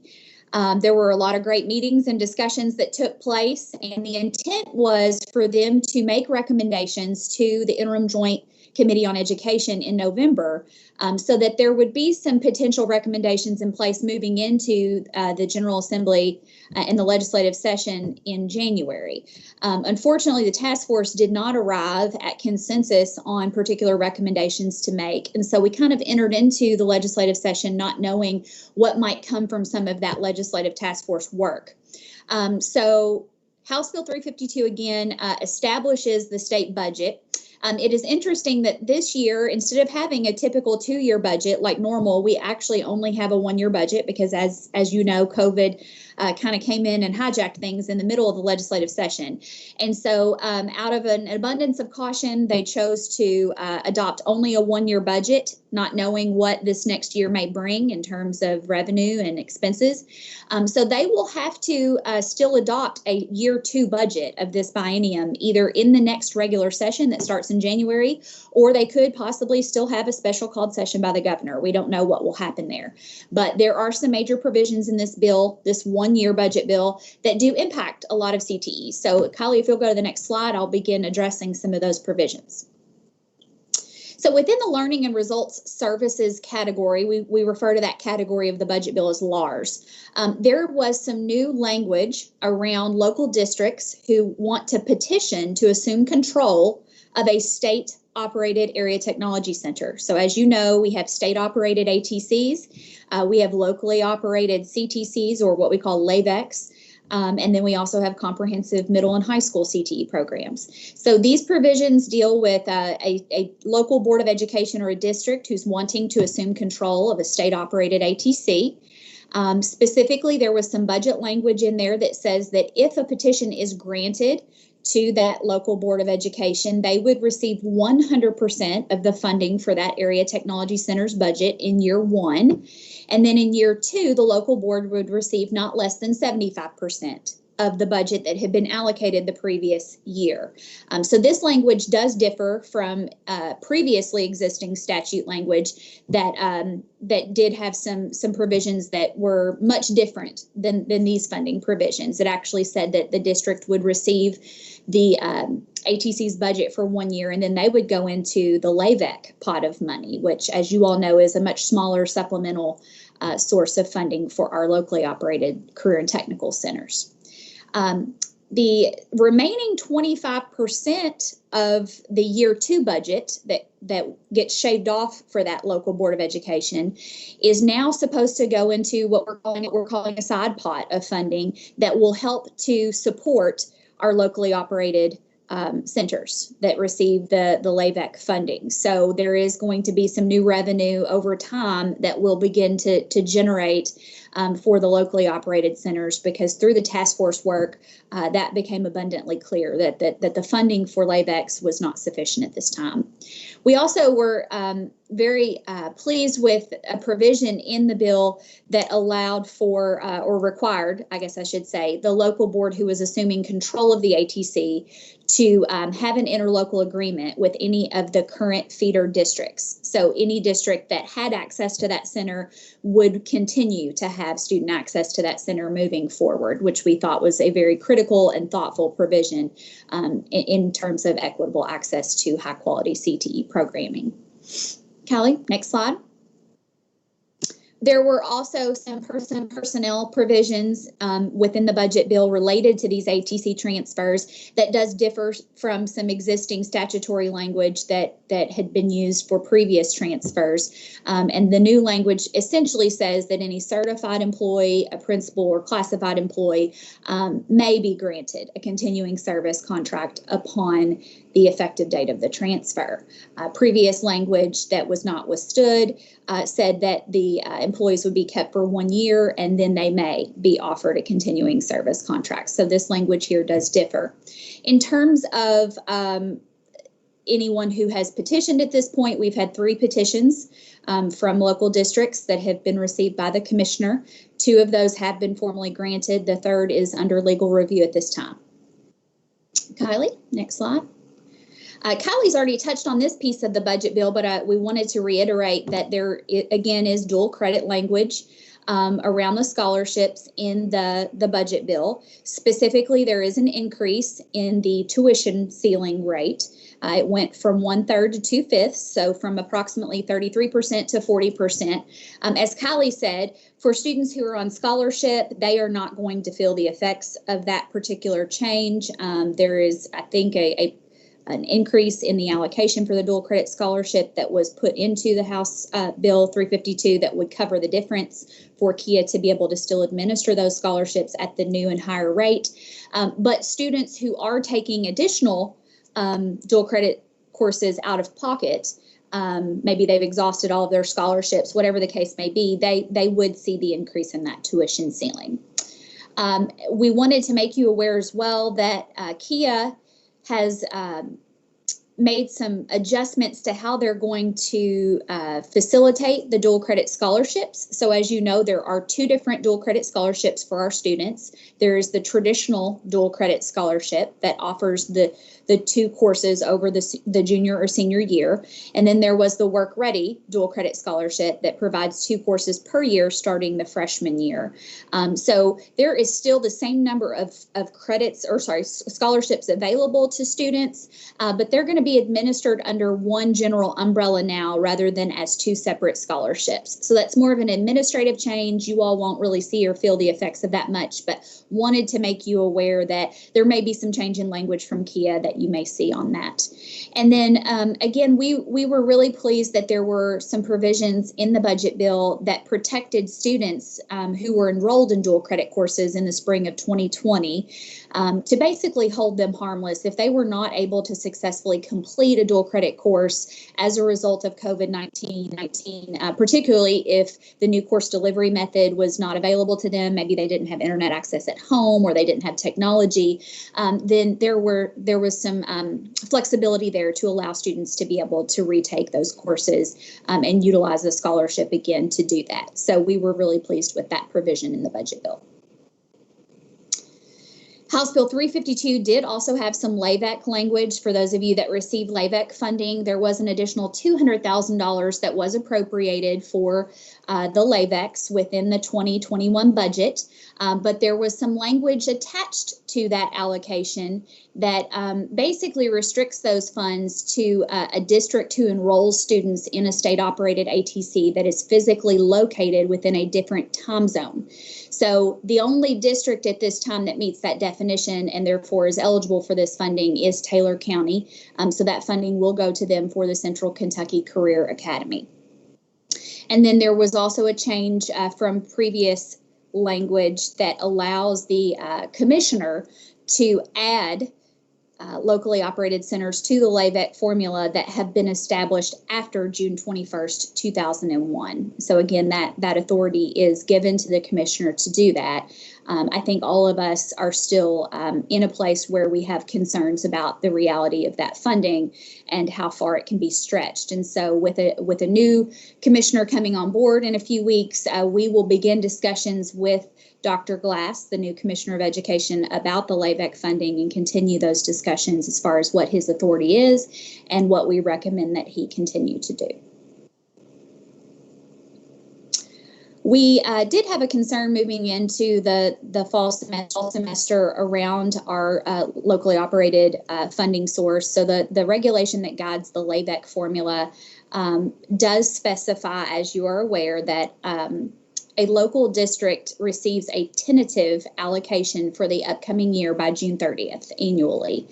And that is based on the previous year's program offerings and those FTE enrollments in each of those programs. And then what we do by January 1st of that next semester, we provide a final allocation that is adjusted based on the current year data. And that takes into account, of course, any new programs and new enrollments. As you all know that are in the process of that LAVEC formula, those mid-year adjustments can cause some major hits for some of you. And so we pursued a waiver with the State Board of Education at a special called meeting earlier this month that is going to allow us to waive Section 5.2 that you see there and that mid-year adjustment. So we will be proceeding with giving you your full year budget based on the allocation that was provided by June 30th, and we will not be pursuing the mid-year adjustment. And, you know, we also know that moving into this next semester, your enrollments were likely to look a lot different anyways, just really not knowing the reality that we're faced at this time with how many students will be in person, if at all. And so that is another reason why we felt like that the waiver was really critical and necessary. And so we are proud to support our LAVECs in that waiver. Transition readiness. Okay, so Senate Bill 158 provided a lot of changes to the state accountability system and high school graduation requirements. So there will be changes to the new accountability system, the newest accountability system, that will be coming as a result of Senate Bill 158 and some of the language within that bill. Of course, that will have to be approved by the State Board of Education because the accountability system is specified in its own accountability regulation. So there will be changes that will be taken to the State Board of Education in the coming months to revise that regulation to reflect the changes that are expected from Senate Bill 158 from the 2020 session. Information right now is being compiled and will be released from the KDE Office of Assessment and Accountability. And if you want to tune into the next August State Board meeting, there will be a pretty extensive presentation from that office on specifically what the changes are that are required as a result of the bill and what will be coming as a result of that. So be looking for more information to come. We obviously know that with state accountability from this past year, we were fortunate that the United States Department of Education allowed for us to waive formal accountability. We know that possibility may exist for the year 2021, but at this time, no decisions have been made. I believe there might be one or two states that have already requested waivers to the United States Department of Education. Kentucky is not one of those at this time. So I think we'll have to wait and see what transpires over the next couple of months before we have a better idea as far as what state accountability will look like in terms of what will be reported and you will be held accountable for this 2021 year.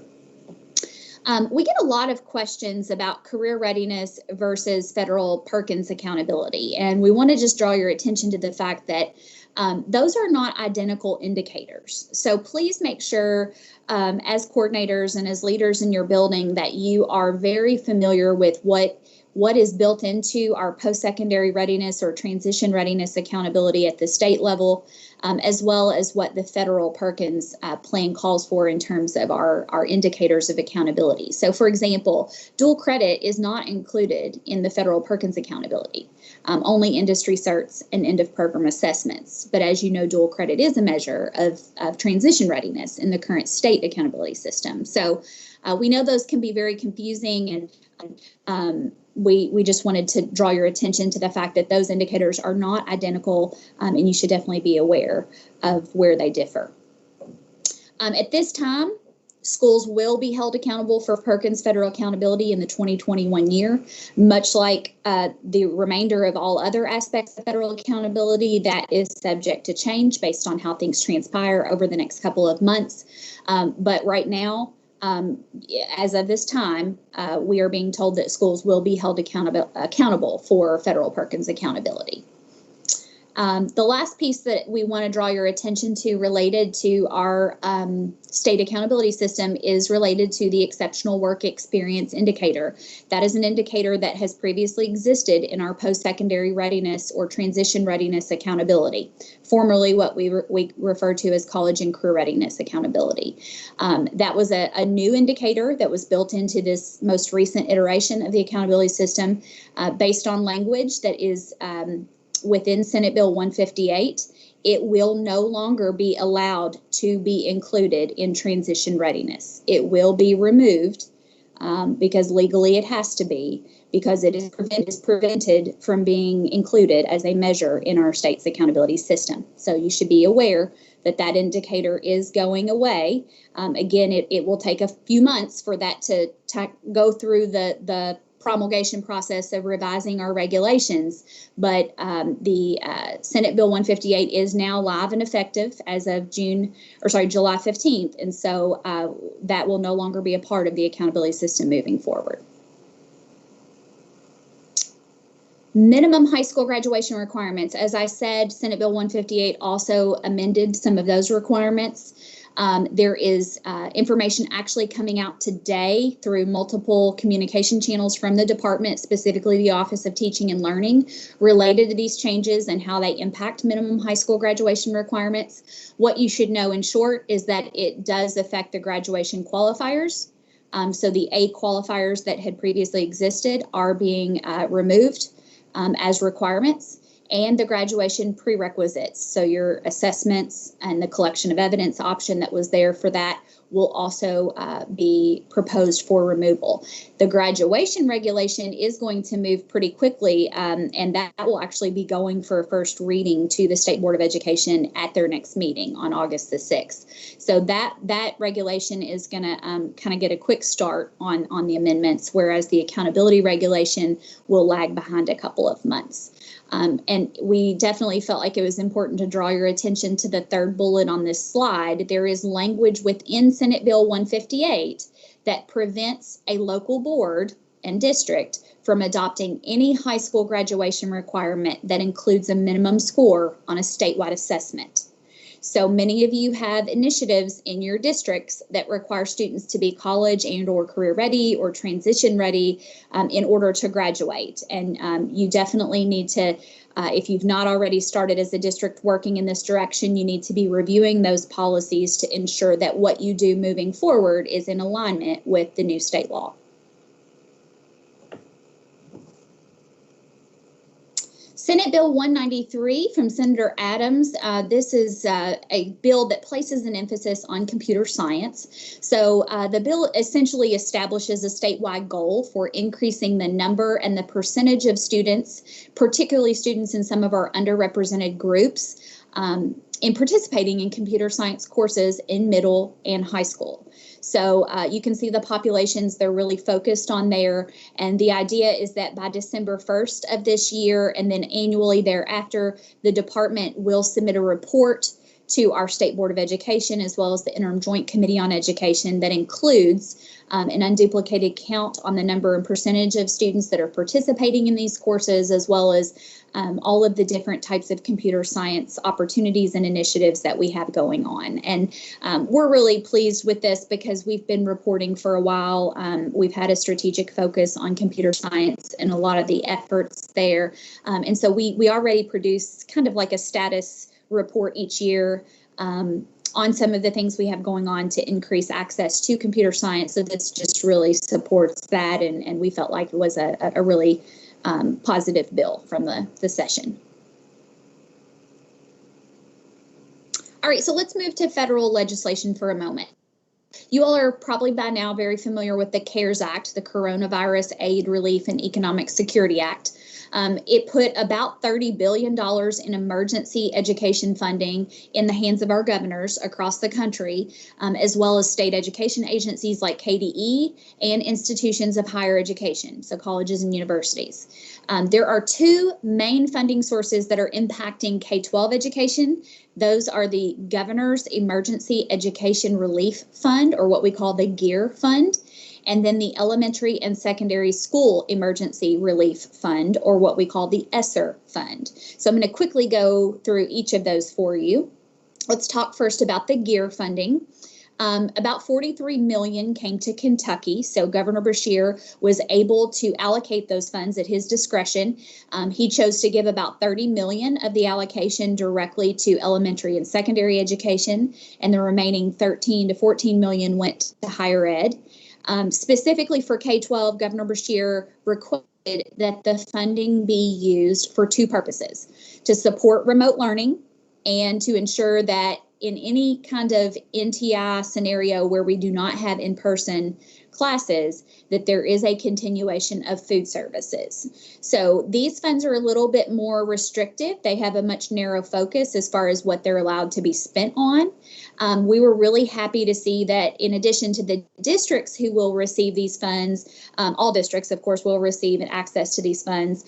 We were able to ensure a state allocation for our ATCs of about $132,000. So that will equate to about $2,500 per ATC to have some funding to support these needs as well. Next slide. As far as the ESSER funds, which is the much larger pot of money, about $193 million was allocated for the state of Kentucky.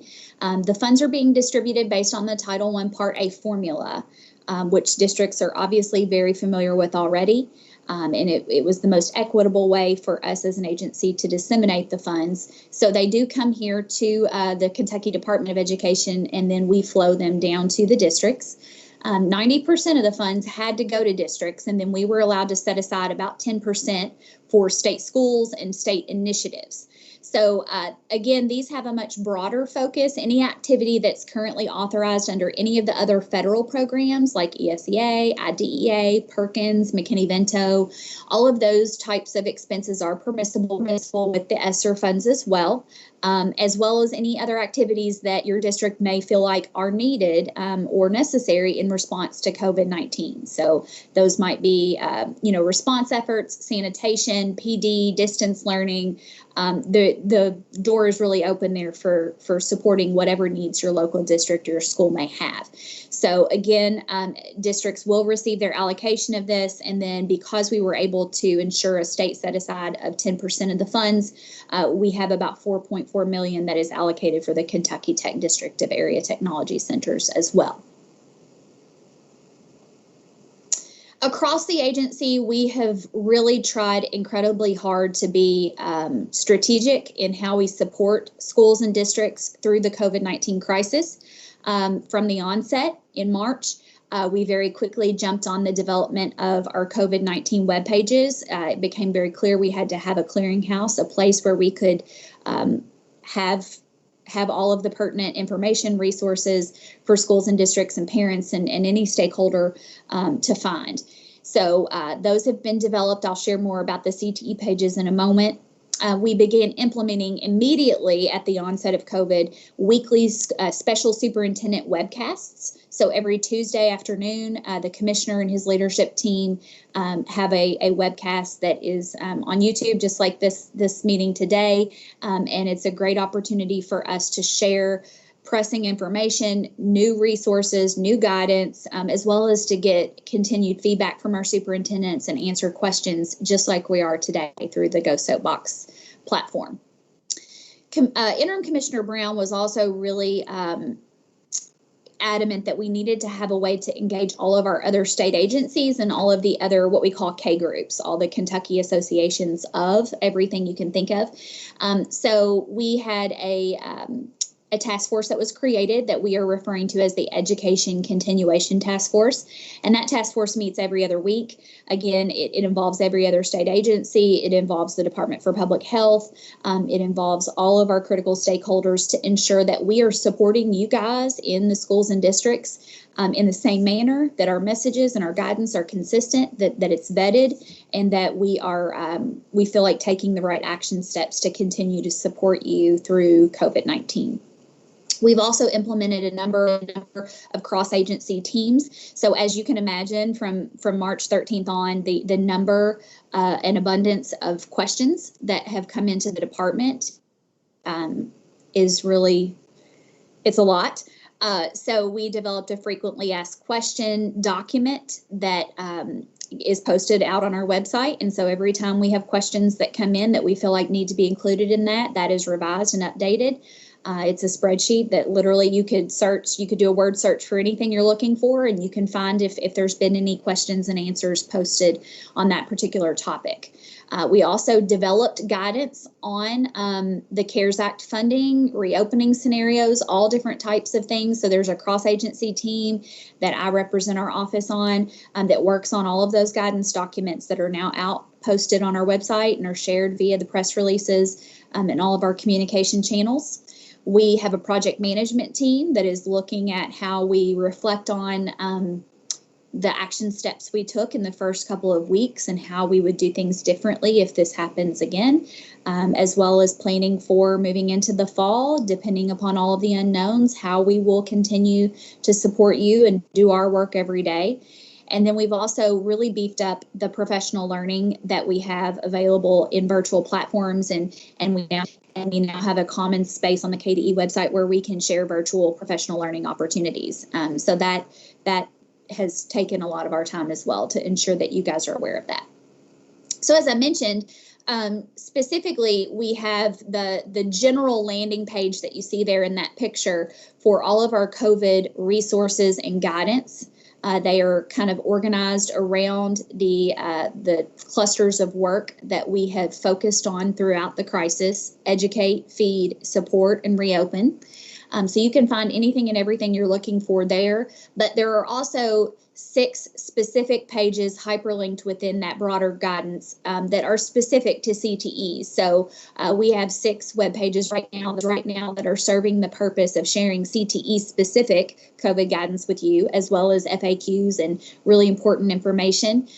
So those range from, of course, Perkins accountability to work-based learning, EOPs and industry certs, programs of study, and instructional resources. So if you've not had a chance to peruse those pages, I really strongly encourage you to do that. There's a lot of really, really good stuff out there that I think you will find helpful. And I encourage you, even if you have gone out and checked them out early on and maybe haven't been back in a couple of weeks, to do so more regularly, because the information is constantly changing and updating and evolving.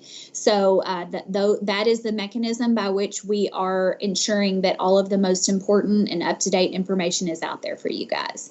And then lastly, the post-secondary resources that you see hyperlinked there. So the Council on Post-Secondary Education has a COVID-19 page, and KCTCS does as well. So for your dual credit efforts and some of the post-secondary partnerships that you have, those might be important resources to look to as well. So with that, Kylie, I think I turn it over to you. Thanks, Leslie, and thanks to everybody for sticking with us today and listening to us give all of these announcements and these changes. I appreciate the questions on app.gosoapbox.com. If you have questions, we are still going to address those. We're moving into the very last part of this, and I will wrap it up for us. I've got several questions that I need to address at the end of this, but very quickly, these are not the only trainings that we're going to do. This week and even next week, we have a lot of virtual trainings going on with either our CTE program area consultants, and I wanted to give a shout out to them.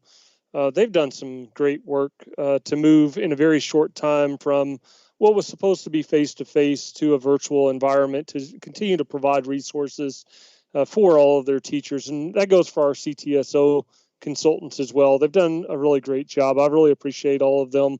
But these are not the ends of the training. We've decided, because of the virtual environment, that we're going to provide a lot of trainings to folks at the time of need this year. So since we're in a virtual environment, we're going to do a whole lot more trainings this fall, right before things are due, right before you start working on things, right before information is critical that you have it. And so we have a virtual training website where we're going to post all of our trainings at. If you've been out there, there's all of this week and next week's trainings already out there with the context of who you need to reach out to. If you do not know who the program area consultant is that's leading one of those sessions, you can reach out to Reagan Satterwhite or Pam Moore, and they can direct you to the appropriate consultant, or feel free to just reach out to me as well. I know all the consultants, and so I have no problem directing you to those, but we do want you to start talking to Reagan more. Reagan is our new branch manager over all of our program areas, and she's wonderful to work with. So we have a lot of information out there for you right now. We're going to post a whole lot more information for you. We've gotten a bunch of questions about TEDS training. That information is going to be on this site. Perkins training is going to be on this site. LAVEC training is going to be on this site. Any ongoing CTSO or program area consultant trainings are going to be there, and we're going to keep this up to date for you. We're also going to post recorded trainings on the same site so that you can get to those. And it's very easy to get to. You go to Career and Technical Education on our webpage and go to the very last link on the left-hand side, which is called Virtual Training, and you'll be able to get to all of these resources, recorded sessions and live sessions. The program of studies has been updated. We update the program of studies every year. There were not huge changes this year to the program of studies. The 2021 program of studies has already been out there for a year. The 21-22 program of studies is published already out there and is available on our website. So that's another year in advance of the school year. And we pledge to continue to get those program of study updates out to you a year in advance. A couple that I want to highlight really fast is that we will begin the phasing out of 3 pathways: agribiotechnology systems, computer science, and computer programming blended hybrid. Agribiotechnology will be phased out, and you'll be moving students to other appropriate ag pathways. With the computer science and the computer programming blended hybrid, we've combined those with our computer programming pathway, so that instead of 3 pathways, we have 1. And so please be aware that those will be phasing out over the next couple years, and that these will be combined into our 1 computer programming pathway. Just another update for you, based on the new standards information that came out with computer science, the information technology program area has been renamed to computer science, and that'll begin being reported on all of the documentation for 21-22, and you'll refer to the Kentucky Academic Standards for Computer Science to get the standards for all of that. But it is a change in our language. It is a change in the way we are going to communicate. And so it will be computer science moving forward. The last thing that I wanted to point out to you guys is that the division that's in charge of doing these secondary to post-secondary pathways, and the branch and the consultants, and Pam, give a shout out to Pam on this, Reagan and Morgan Lovett. They've done a ton of work to get state published CTE secondary to post-secondary pathways and dual credit pathways published on our website. Those are already approved to be used. So if you choose to use one of those, if that's what you're doing at your school, you do not need to submit local pathways that you've developed with your post-secondary partners, because they're already approved and on our website for use. You just have to identify that you will be using those. And so a huge shout out to everyone that worked on that. It was a ton of work. KCTCS has been a great partner, EKU, Murray State, and several others in getting that work done and published on our website. So that information is available by going to Career and Technical Education and clicking on program areas, and that will get you to all of this information. And with that, we are going to start addressing some questions in our app.gosoapbox.com access keyword, excuse me, keyword access is CTE virtual to submit questions. If you haven't logged on there, you can still ask questions right now. One of the, yes. This is Carla. Before you get too far, just on your last statement about the state approved programs of study, if they're using those for Perkins, they need to match those state approved exactly for those secondary courses. That's right, Carla. So if you plan to use one of our pathways that are published on our website, they need to be what we've published on our website. So if you're going to vary from what's on our website, you will have to submit a local one. So one of the questions I received was about ELA credit, and I've waited till the very end to talk about ELA credit because I wanted you to stick with me today, to be honest. So a little blackmail to keep you here to the very end to find out about your ELA credit. If you attended today's session, reach out to me if you would like to get your ELA credit certificate, and I will send that to you. We're on the honor system here. If you watch this today, reach out to me and I will get you your CTE ELA credit for attending this session. You will get several hours of ELA credit for attending this session today. Like I said, just email me directly for that. Another question, or not a question, but a kudos we got, Leslie, and I just wanted you to hear this live, was that people are excited that we got a statewide agreement for articulated credit in legislation. So really excited about that. And I'm excited about the work moving forward as we work with CPE to accomplish that legislation. We've gotten a lot of questions about TEDS. Let me address entering data in TEDS. So we will not be unlocking TEDS for industry certification data for the 1920 school year. If students have earned an industry cert during 1920, and it's not in TEDS right now, and they're an underclassman that is coming back for the 2021 school year, you will be able to enter that data after we roll over to the 2021 school year. You will not be able to enter that data for the 1920 school year. And I just want to be really blunt as to why we've taken that stance, folks. We do not believe that the 1920 data, due to the situation we were put in and that you were put in, is going to be representative of what your school truly accomplished during the 1920 school year. And because we did not want to falsify data, we asked for you to not submit any more data. So we locked TEDS down so that you were not entering data that we did not plan on using moving forward. Being that we're still in this situation for 2021, we will be asking you to enter that information so that if there is accountability, we will have that data for you and we can put it in. I can't tell you what this school year is going to hold. I can't tell you whether or not we'll lock TEDS down again. I don't think we will this school year, but for 1920, because we were asked to change directions immediately to an NTI environment with very little warning, the last thing I wanted schools and districts to do was to be spending their time trying to put data into a system that we probably weren't going to use moving forward. And so I wanted you to focus on students and not on data entry. which is why TEDS has been locked and which is why TEDS will stay locked for the 1920 school year for that assessment and information. But please note that if they were underclassmen that are back for 2021, we will allow you to go back and put that information in for students in the 2021 school year. So hope that addresses the TEDS questions we're getting. We received another question about the TEDS virtual trainings. Claude has been working all summer to set up TEDS virtual trainings for you guys for this fall. He's postponed all your training dates so that you didn't get locked out for not attending training every 2 years, so that he could get a really good virtual training set up for you. And so those TEDS trainings are going to be published on that virtual training website that I talked about.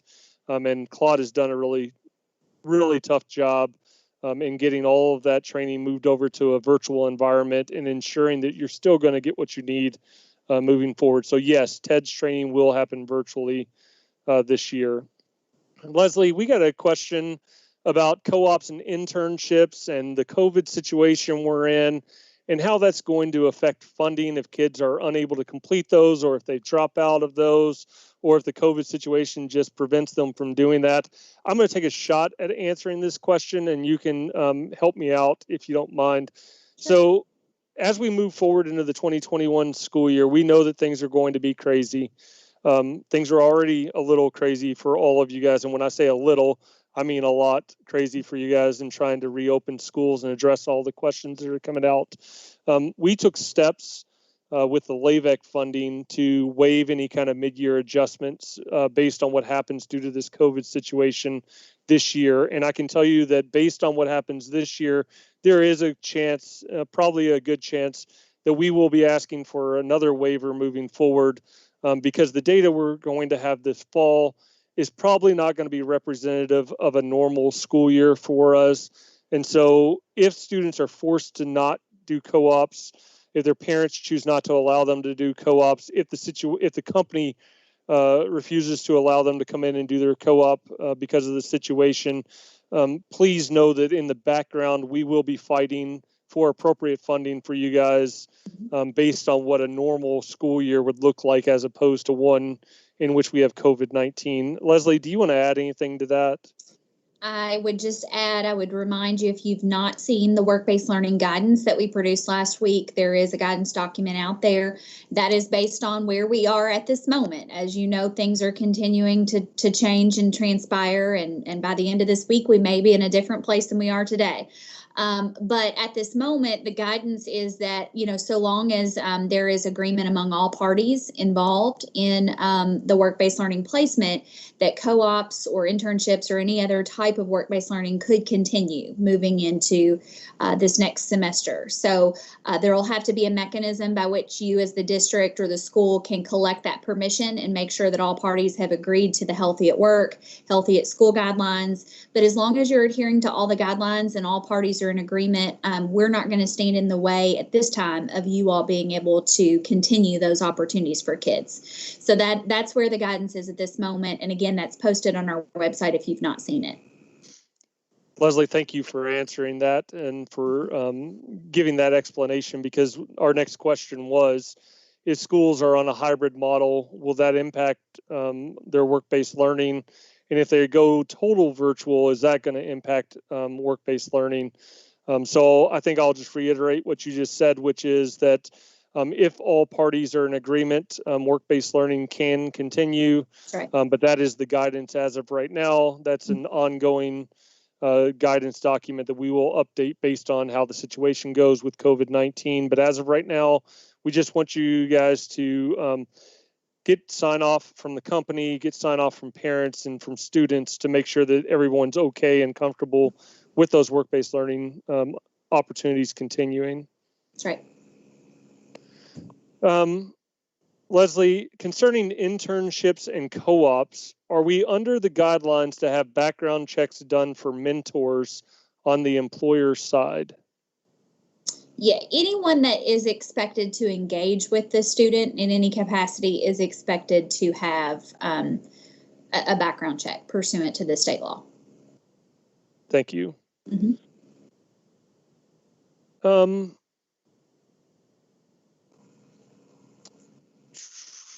think we've answered those. Sorry, guys, I hate dead air, but I'm trying to make sure I'm covering everyone's questions. Leslie, what did you mean by the graduation qualifiers in Part A will be changing? Do you mind to just go back and address the minimum high school graduation requirements? And I'm going to get back on that slide for you. So there is language within Senate Bill 158 around the high school graduation requirements, the minimum requirements, of course, that the state sets. And the language specifically reads that there cannot be any minimum requirements that include achievement, on any post-secondary readiness indicator that's within the state's accountability system. So the language of 158 very much severs the ties between accountability and grad that our latest iterations of those two things had tried to marry. So that language specifically prevents us from having any of the post-secondary readiness indicators as an attachment to the minimum high school graduation requirements. So when we did the crosswalk of what is considered to be achieving any kind of minimum score on any type of assessment, 5 of the 8 were immediately removed because they are assessment based. The 3 that remained were the pre-college curriculum, completion of a pathway, and exceptional work experience. And so after cross-agency collaboration and legal consultation, we are moving forward with the recommendation that those additional 3 go ahead and be struck from the graduation requirements regulation, because we don't want any unintended consequence of setting up a situation where there's only 3 left. And for some districts, they may not have the resources to help every student achieve one of those 3. So the beauty of the 8 was that there was a lot more flexibility and personalized opportunity. With 5 of those immediately being struck and the 3 that remain, it is the belief of the department that we will recommend that all 8 be removed. So that is what will be heard by the state board during the first reading of the regulation in August. Is that helpful, Kylie? It is. Thank you. Mm-hmm. Scott, I know that you are no longer the information technology consultant for the state. Tanya Warren is that contact now, but since you are on this call, do you mind to just talk a little bit about why we're moving from the term information technology to computer science? We received a question about that. Sure. And I'll do my best on that. Again, I'm not as plugged in as sorry, I just realized I don't have my headset down. Yes, I'm not as plugged in as I once was on that, but I'd be happy to give the reasoning behind it. With the new adoption of the Kentucky Academic Standards for Computer Science, the threads that came out of that work are very similar to the pathways that already exist in information technology. So it's really a rebranding of computer science, not just as programming, but that computer science is all encompassing, including things like information support and services, networking, et cetera, are tentacles, or I guess the best way to say it is fall under the umbrella of what we're calling the new definition of computer science. So it's really semantics, to be quite honest with you. It's not a large change. It's basically just the program area name is changing, but the pathways underneath of the newly branded computer science will remain the same. I hope that answers the question. It does, Scott. Thank you. I appreciate that. I think some people might have misinterpreted exactly what I meant by post-secondary partners and the dual credit task force, are asking schools to offer dual credit on a semester basis. The main reason we are asking for that is because of the chances that COVID-19 are going to interfere with full year classes. So because the full year classes last all year, there are so many days, months, and available for COVID-19 to affect those full year classes. That's the reason why we're asking partners to start to offer semester dual credit classes as opposed to full year dual credit classes. received a question about whether trimesters, because trimesters are even shorter than semesters, I don't think that's problematic. It's really those full year classes that could be affected in so many ways with so much time this school year that we're really asking to look at a semester schedule instead. And by no means is that a mandate from the Department of Education or from anyone else. It is a plea and a ask and a suggestion, not a requirement. So work with your individual post-secondary partners. If they're comfortable with what you're doing, that is what matters to me. But the dual credit task force is more comfortable in offering semester classes than we are those full year classes.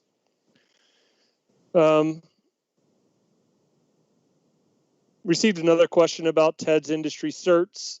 If the underclassmen data was put into 1920, will it need to be re-entered into 2021? The answer to that is no. If the data is in TED's already, if you put it in before we ever lock the system down, we will not ask you to re-enter that data into the system. Leslie, we got a question, and it's a really straightforward question, but I'd like for you to address this again. Should we take internships and co-ops out of the 2021 course schedules just to be safe? I would not recommend that at this point. I think there's a lot of flexibility in how you can handle those depending upon how the situation evolves. Some folks are planning on proceeding at this point, and then if they have to pull back on the student's placement, they're going to provide some supplemental type instruction or other activities for the student to do. They're also collaborating with employers right now to see what type of virtual work can be done, where the student could still be working towards some of the things in their work-based learning plan, but doing it in a virtual environment. So while I know that you have tons of things on your plate, and I think that work around those placements is going to require a lot of collaboration with your employers, and they definitely have to be case by case types of scenarios. I would not recommend at this time that we just take those off the books completely. I think it's a little premature to do that, in my opinion. And Leslie, while I have you on here, the work-based learning guidance document, do you have that posted on the website right now? If people are looking for a link for that, if not, then I will make sure it goes out with this FAQ. Yeah, we'll make sure it's attached within the FAQ. We can hyperlink it as well, but it is out on our COVID-19 work-based learning page. Thank you. Mm-hmm. Question about the agenda for today. The agenda is included in the PowerPoint, but if you need a separate agenda for this presentation, please let me know and I will get you one of those. But it is the second or third slide in this PowerPoint, the agenda for today's meeting. As I've said a couple times, we are doing an FAQ from this meeting of the questions that came up during the presentation today, and we will get those out to everybody. I had a question on here, which I'm not finding now for some reason, about students doing dual credit labs makeup this fall. If students, and I did not address this during the dual credit portion, if there are underclassmen or even senior graduates at this point who were not able to finish their dual credit labs last year or have not so far been able to complete those this summer, we do encourage you to use the Healthy at School and Healthy at Work guidance that Tom pointed out earlier to allow students to finish those. This fall, KCTCS and most of our post-secondary partners are scheduling individually with underclassmen from last year that did not finish their dual credit classes to allow them to finish up during this fall semester. That will not be an additional registration. It will not be an additional class against them or against their dual credit scholarship. They are scheduling individually with students to get those makeups done. And they do have until December 31st to wrap up any of those that were affected last spring and have not been completed at this time. We did get a lot of anecdotal information back from our post-secondary partners that there's only a handful of students that are still in that situation. We are trying to collect hard numbers on that, though, from all of our partners, and I've already reached out to try and find out exactly how many students we're talking about, but I've been assured it's just a handful of students in each of those situations. Leslie, we've gotten some question, at least one question about unfunded CTCs right now, and whether they can expect to receive any LAVEC funding moving forward based on the new budget bill language and the new funding. So there's a couple pieces to that, and I'll, Associate Commissioner Horstman can chime in if he'd like to at any time. What I would tell you is that we continue to have a priority of advocating for increased funding for the LAVECs. We have a wait list of districts right now who have asked to be funded and have access to that funding source. Again, I think the concern right now is without additional revenue being put into that pot of money, that creates a real inequitable, even more inequitable funding formula for those that are currently within that pot of money. So we are continuing to advocate for increased funding for the LAVECs specifically. As I mentioned, with the new provisions of the budget bill that deal with ATC transfers to local governance, in year 2 of those approved petitions, when their budget goes from 100% to 75%, that remaining 25% that had previously been allocated for those ATCs that went to local governance is now going to go into a pot of money that's going to help support our unfunded LAVECs. So while it will probably take a few years, depending upon how many districts take advantage of those new provisions, assuming those provisions remain in future budget bills or in some type of codified statute, there will be a funding source, a new revenue source that can begin to provide some relief and support to those unfunded LAVECs. But again, that will occur in year 2. So we won't even see that money this year for the 2 districts that are currently approved with petitions. And so it's a continued priority. That's what I can tell you at this time. And unfortunately, we're in a really, really sad time with the economy, and I don't know that any of us know what to expect in future state budget bills moving forward. So that's where we are, but I can assure you that it's a top priority of our office. Thanks, Leslie. Oh, sorry, go ahead, David. I was just going to say that at the end of the CTE task force deliberations, they did recognize, that is a need and that it's a steep hill to climb, but they want to move in that direction. And then we got hit with the COVID and the session didn't get completed. So I know it's on the radar of the General Assembly to start moving in that direction. Yeah. Thank you, David.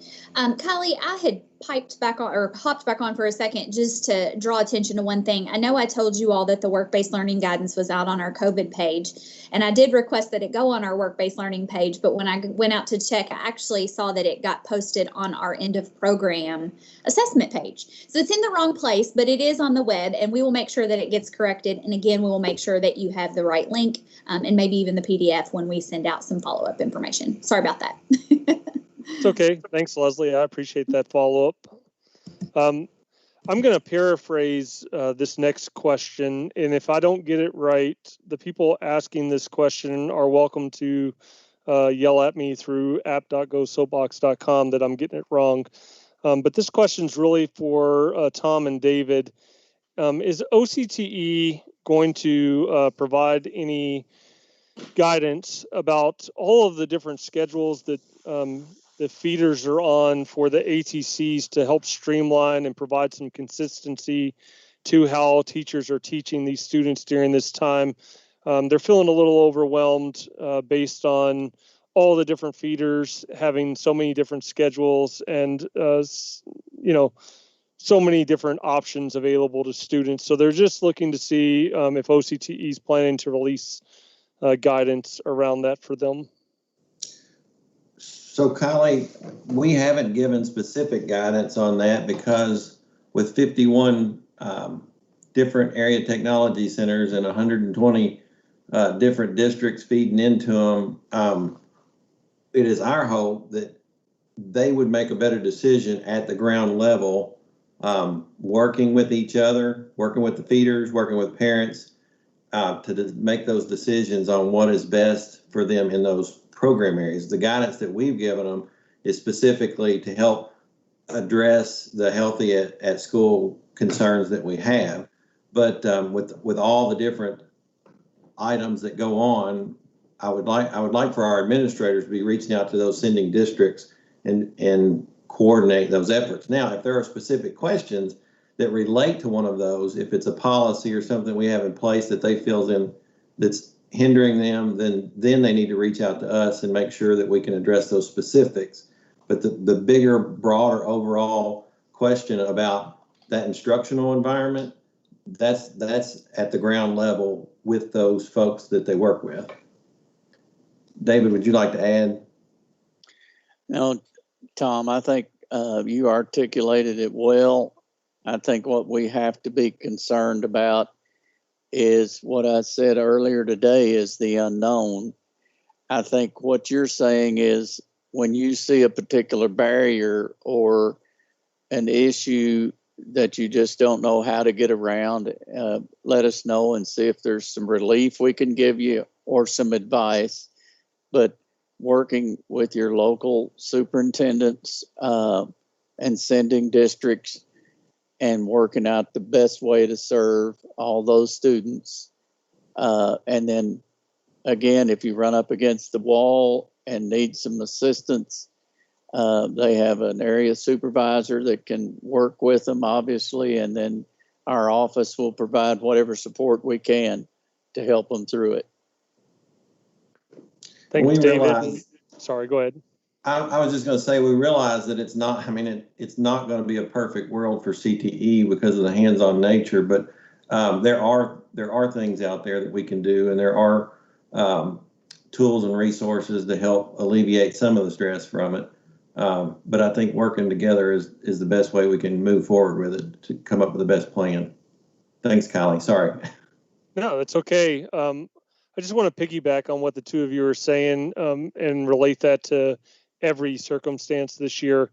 We are going to do our best job for all of you in providing guidance documents and guidance to you at a statewide level wherever we can. A lot of that guidance is going to have to be very general in nature and best practice in nature.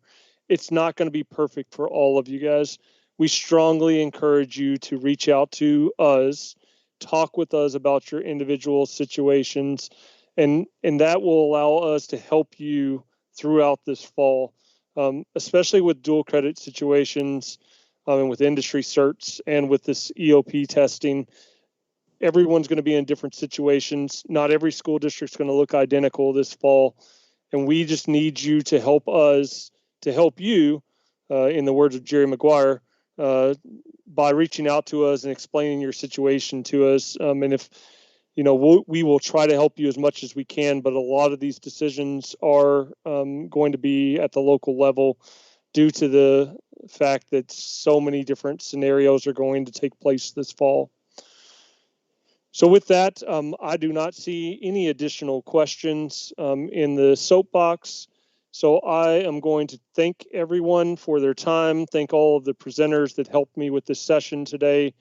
In the words of the governor, we will get through this year together, and we will get through this.